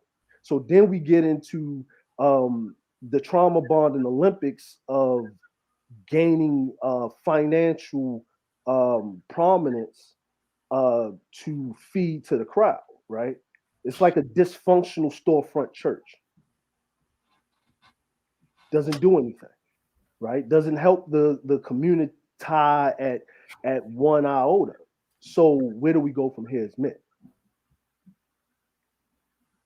You know what I mean? Women can listen to trauma bonding all day, but men don't do that. And if men get into an emotional state, then you start seeing anarchy and destruction in waves and forms and dare I say the word dereliction. There you go. There you go. It's a day-to-day fight. Yeah. Niggas, you just give up. You don't want to do anything. Oh, go ahead, bro. Where do men go? He said, where do men go? That's what I'm here trying to tell y'all. It's time for us to start setting delegation. Who gonna go and represent it? Who gonna be figurehead? Who gonna stand out front? Who gonna be the ones that's in the field making things happen and supporting that person? It's time for us to act as if all the parties of the world and the UN and the other governments across all the nations, and I don't know, they the ones know the history. They know the governments and the constructs. It's time for us to start getting like that and running some stuff, gentlemen. Yeah. Well, and you brought up global leadership, and we got it saying, like Rick Ross said, emulate the greats, right? So we got to look at the two most prominent and successful ethno groups or racial groups, you know what I'm saying, in America and in the world. Yeah. Look at the Asians, specifically the Chinese and the Jewish. Who are their leaders? You don't know their leaders' names. You see what I'm saying? You can't name one leader because they move as a unit. They move off of culture and code. Kim Jong-un. But if you want to get technical, the guy from Israel, the prime minister, is really their leader. He's not the main leader, but he leads that country. I hate to say that. The garrison. Xi Jinping is in China, man, and Kim Jong-un is North Korean, bro. That's North Korean. We know the Russians too. Yeah, just by the conversation alone, you're all proving the point. And look at all the Haitian leaders in Haiti. You know, it's a lot of countries like that, bro. Like Russia. Russia, to me, I don't look at them as a communist. They're the Russian Federation, you know, because they do a lot of vile stuff, but that's who they are. I mean, if they want to lead their country a certain way, you know, we don't be bothering them. They ain't starting no wars or anything. They just like to meld other affairs like we do. But like the brother said, Wiggly was saying, yeah, leadership, it starts, you know, not just camming up, but you got to show yourself every day, and especially content. You know, if you want to be the head guy, You got to show yourself improve, and not only that, you know, and that's the whole concept, you know, because I understand people don't like camming up is for security reasons and the docs and all that. We get that, but we're saying like if you out here running your mouth and you're competing guys like clowns like the Purple Pill God KS and these whole ass niggas and on this YouTube shit and white people, like you got to be that guy that's the opposite of that shit. And the reason the villain sphere exists is because we're like contrarians to certain shit. Like we see the bullshit for what it is. We ain't trying to save nobody over here. It's like I said, we're antagonists, contrarians, and we're what? I forget the best word. Not honeybears, but spectators. We're spectators. We spectate what's going on because we understand how things move. But here's the thing: we spectate the right way. We try not to force people that don't want to be leaders or not. But like you said, man, that leadership is very important. If you want to get in public office, they're gonna have to take you seriously, and this is gonna have to be a big fall. But it takes time, man. You know what I'm saying? You got to participate in the political process, like the brother said on the right over here. So yeah. But okay, this is say this. My ideology: I live my life by the 7 habits of highly effective people, and one of the habits is put first things first. We are not in no shape to talk about politics until we get our family lives in order. You see what I'm saying? It starts in the house. We have to clean our house up first, get a code and a culture established. Then we can start talking about politics. And the thing is, I'm more than aware of the fetish that our people have for a leader. You see what I'm saying? Ever since Christ walked this earth, you know what I'm saying? We wanted a leader only to tear them down after the fact. So I'm saying you got to understand when I say a leader, and I said brought up the Jewish people and the Chinese people, they don't have an equivalent to a Martin Luther King. You know what I'm saying? They have leaders in certain subject matter experts and things of that nature, but they don't have one Messiah. They don't have one Messiah. You can't compare those to MLK. Yeah. Hold on for a second. Go ahead. Yeah. You can't compare those to MLK and Malcolm. Those are different type of leaders. They deal with the civil rights and their leadership. I'm talking about actually who runs the country and shit. Like when I mention Ben Netanyahu, I look at him as their leader based off policies and things. Yes, the family structure is important. All that's important. Some black families in the suburbs have family structure. That's what you look at, not the ones in the hood. Now, the ones in the hood is trying to make a decision. They're getting absorbed. Like I've heard this a lot in certain spaces. Yeah, the thing is, you got to put yourself first. You're supposed to be doing that right now and stop waiting on, like you said, where leaders. So you can't tell me that, and you already got the resources, and then the white folks is not doing shit, and they're passing off to us. What are you waiting for? I mean, yes, we got the money and shit, but it may not be as great. But I'm just saying, you got to learn to adapt and move forward because they're not going to play around with us in the future. Because what are you going to do to help everybody else? Not just, us, help as a people first. Yeah, we can do that. That's time. It takes time. But here's the thing. Every other race will look at us as leaders, and there we are. So, we don't need. Look, I know a man right now. I know. Go ahead. 5 friends. He had 5 with him that night. I know 5 men right now that know how to construct missiles, and I know 4 women off the top of my head right now that know how to deal in the pharmacy. They own the. If you go to Walgreens and you see that picture on the wall about the lead pharmacist there, I know 4 women that's that picture being the lead pharmacist. One of them really close to me. I say that to say different ends of the spectrum. I know people that know how to make weapons. I know people that know how to make cures. And I'm sure a lot of y'all do. I just want to say one hit by the FBI like that. I don't want to get it, but I'm just saying. I think that at this point right now in our America, Black America, I think that it's time we stop talking about white folks and white men's and white this and white that. Man, look, we have to figure out how to put this thing together. However, those 56 delegates did for the Declaration of Independence, that was a mighty thing. Do y'all understand that?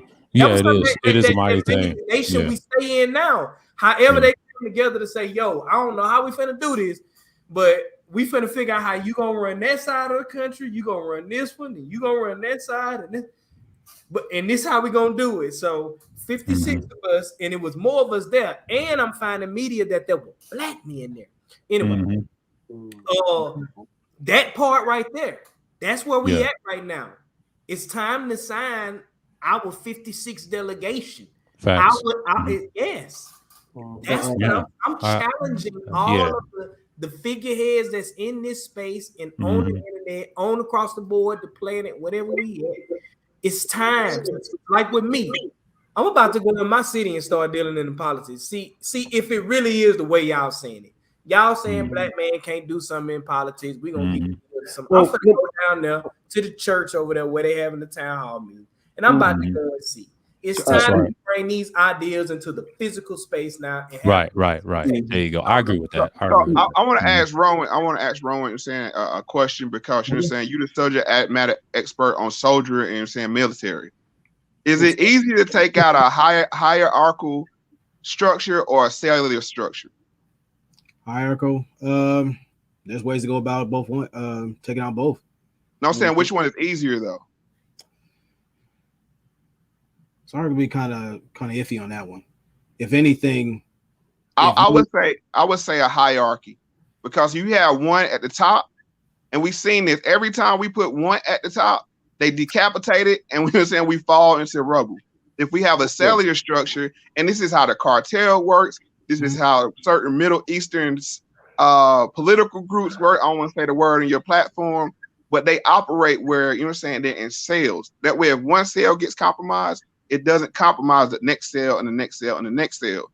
So that's why I'm always conscious. The Hydra type thing. You cut one hair off, 3 ones are waiting to grow back. So. Exactly. So that's why I'm worried about with the centralization of power and attention, because when we want to name these people leaders and that kind of thing, all they got to do is compromise the top.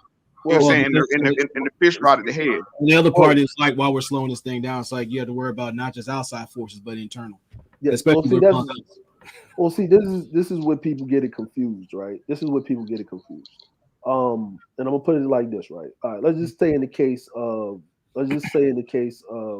Martin, right? Let's just say in the case of Martin. Martin got assassinated. Now, who was around Martin? All the people that was around Martin at the time are still around, and they got cheddar biscuits. Right? Facts. You know what I'm saying? Jesse Jackson, cheddar biscuit. Al Sharpton, cheddar biscuit. Right? You know what I'm saying? Then you had the Black Caucus. You had all of this other stuff going and whatever. Even when you deal in politics, right? Here's the problem. Here's the first fundamental problem. Even if, let's just say we start off with the brother said at the family structure. The number one problem that most black people have is they don't actually see themselves as being Americans. Facts. And I'm glad you said that.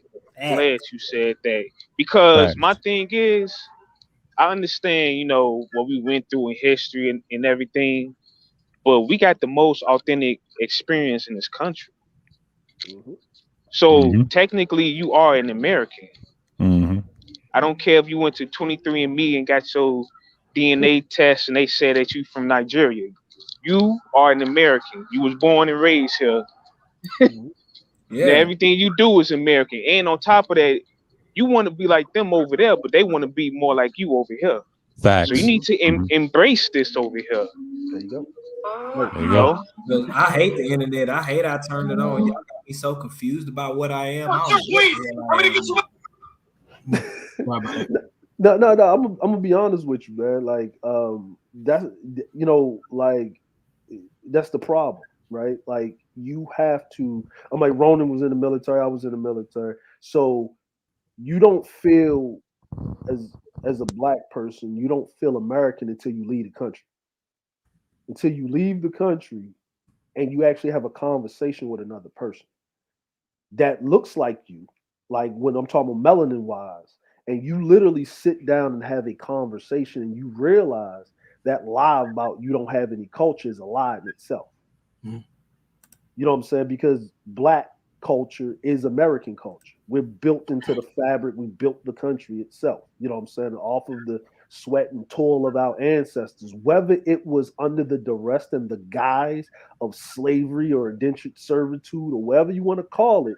We just as American as the white person walking around, or the Asian American second or third generation removed. They ain't never been. Like, Like, yo, I live in a country where I see Japanese people walk around in Japan from Hawaii and never lived in Japan a day in their life and can't speak Japanese. And they look at me to translate for them. Hey, the way that's some strange shit. Like once you see it the first time. Hey, the way these Mexicans work in Texas, bro. I don't think the black folks built shit. I think the Mexicans probably built that. No, it's not. I'm like, it's not even that. Mexicans, they be working, and I'm telling you, but if you 30 building shit, bro. But if you they on code, that's why. I don't never see no black folks up at 4 and 5:30 building shit, bro. They be built like you see all these skyscrapers. They be Mexicans. Well, let me put it to you like this, man. Here's the thing. I think the Mexicans built the White House and black folks. Nah, man. Listen, I'm gonna put it to you like this. Go ahead, Dre. Like this, right? In society, right? In society, when there comes certain conveniences, you don't got to do certain things. Like I'm gonna give you a perfect example. Yeah. Right now, if you go to your faucet, your water's supposed to turn on if you didn't pay if you paid your water bill, it's supposed to come on, right? Mm-hmm. And if it didn't turn on and you paid your bill, you know what I mean? You're going to call somebody and they need to come out and fix it. Or, you know, it might be some stuff that's happening right now where it's like it's cold and you crack open the pipes or something like that, right? You know, shit like that. Yeah. There's countries around the world where you go there, no matter what they look like, where they don't got no water coming through the faucet. They got to go fight the fucking wildlife to go get the water. Then they got to boil it and they got to do all of that, right? It's called a convenience of society.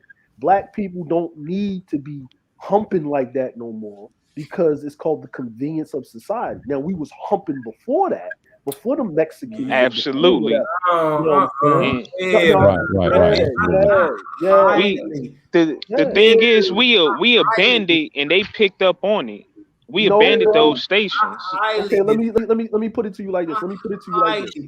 No. Okay, you can disagree, but let me put it to you like this, right? That's horrible. No. Let me put it to you like this.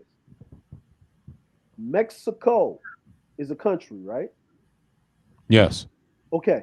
They crossed the border. You would go put yourself on the line, go smuggle yourself into the country, right? You know what I mean? To make a better life for pennies on the dollar, right? Because ain't no self-respecting dude that been through the educational system wants to sit up there in this economy and struggle for $6 or $8 an hour, fucking humping bricks. Nah. This ain't the 1950s or 60s, but they say Brother Ronin said he got to get ready to go in a minute. But you talking about the brevity of strain of what them people dealing with. I'm not finna count that. I don't care. No, I'm talking about fellas. We can address this another time because. Okay. Yeah. All right, Ronin. All right. No, it's a good discussion. I mean, y'all can both disagree respectfully. You know, I see both their points, but you know, it's just what it is. You know, I've heard his type of arguments for Andres too, but you know, like to me, it doesn't matter at this point. Now, like I said, on the American part, yes, we should acknowledge that. You know, we should.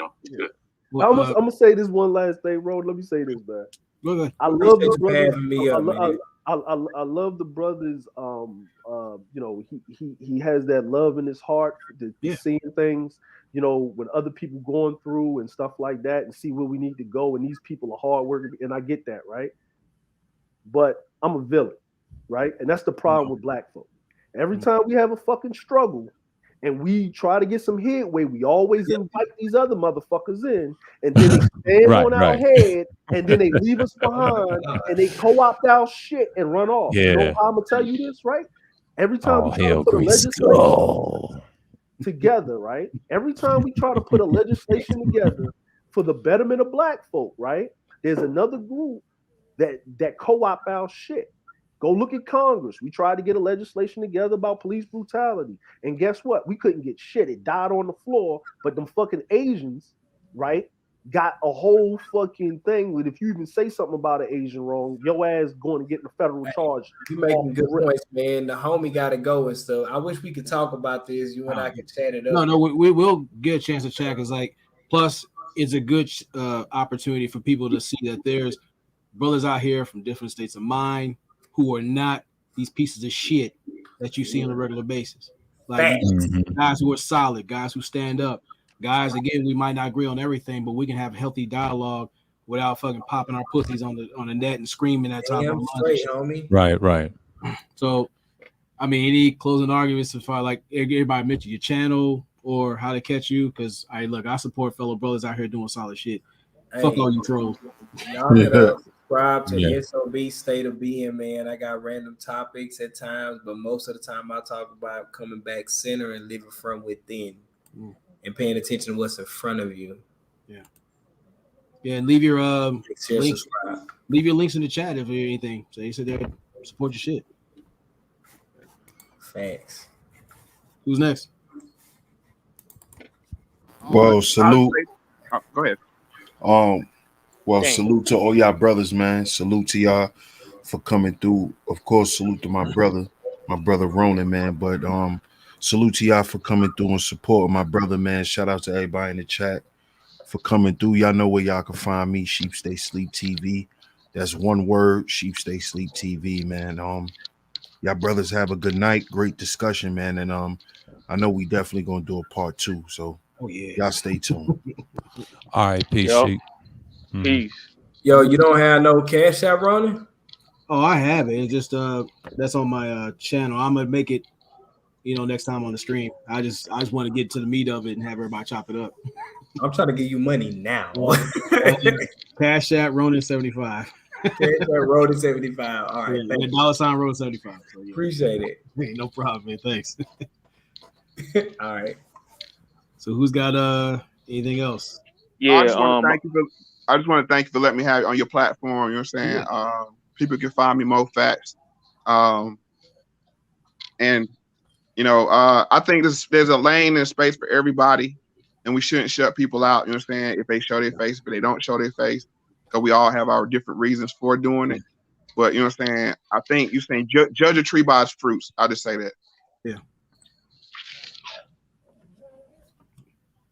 Anybody else?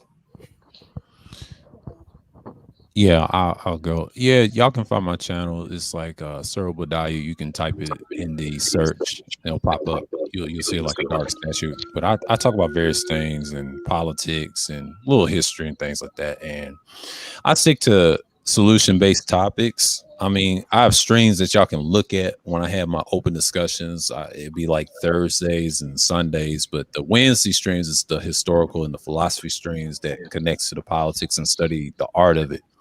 Common sense on a basic level, and then get to the meat of the integral part. But man, fellas, it's been a great discussion. Shouts out to Hannibal again, because he was early in my stream with the Sunday Madness, and I got to see the replay later on. And caught up with the games and stuff. But but these topics are needed. This is a good look, man. Appreciate you for having me, man. Hey, likewise. I appreciate the company, the honey badgers of the space. And that's how I call it. Right. Yeah. All right, now peace, y'all. Peace. Yeah, this Hannibal. I'm starting to build my YouTube page. I'm gonna drop the link in the chat room. If you don't get it in the chat room, I'm gonna drop it in the comments. Right. I can't even talk right now. It's all good, man. Yeah. So my channel is gonna be basically, me talking about sports with a little twist, with a little comedy to it. Oh yeah. Basically, a lifestyle channel. Okay. So I'm gonna drop a video probably later on tonight or just early in the morning. So like, share, subscribe, and leave a comment. Gotcha. Appreciate it. Hey, appreciate you being here, man. Keep doing your thing. All right, one. Yeah. And the advisor. What's going on, Ronin? Appreciate you having me up here, man. You can find my channel, Just DeAndre, man. We talk about pretty much, we try to talk about everything but women. And we kind of talk about more geopolitical stuff that you need to be aware about, and pretty much overall man stuff, some sports here, things like that. We move the conversation around, and we try to keep it less than 3 hours, because anything over that devolves into effery and all that other foolishness, man. But yeah, man, appreciate it, man. Thank you for letting me up, man. We gotta, I'm gonna drop by when I can, you know what I'm saying? And you know what I mean? Ain't nothing pettier than a 400-pound cat tracking you for 300 goddamn miles, man, with a 95% kill ratio. The year of the tiger. Yo, appreciate you, man. I'm gonna drop down so you can finish this song because I know people got shit to do, man. Yeah, that's all good, man. Much love to you, man. You too, man. And once again, salute to everybody that came out, supported the live stream. Definitely looking to be more communal with the content. And as always, I salute to all my veterans. Hope you guys are okay. And what wellness and health, we speak on things. And I'm going to push the channel to do things as far as the mail call, still doing the 5-minute fire watch, and understand that Fifth and Benediction will make its return much sooner than later. So that's a barbershop type of conversation where we start talk on masculine things. It's a communal type of base, and we talk about a lot of things across the board, looking to mend the bridges, not just with each other, but ourselves. And with that, you already know, never allow your comfort zone to become your coffin. And for you fucked up hairline trolls, it always takes a pussy to expose and control one. So when you shoot your shot, you better not miss. Peace.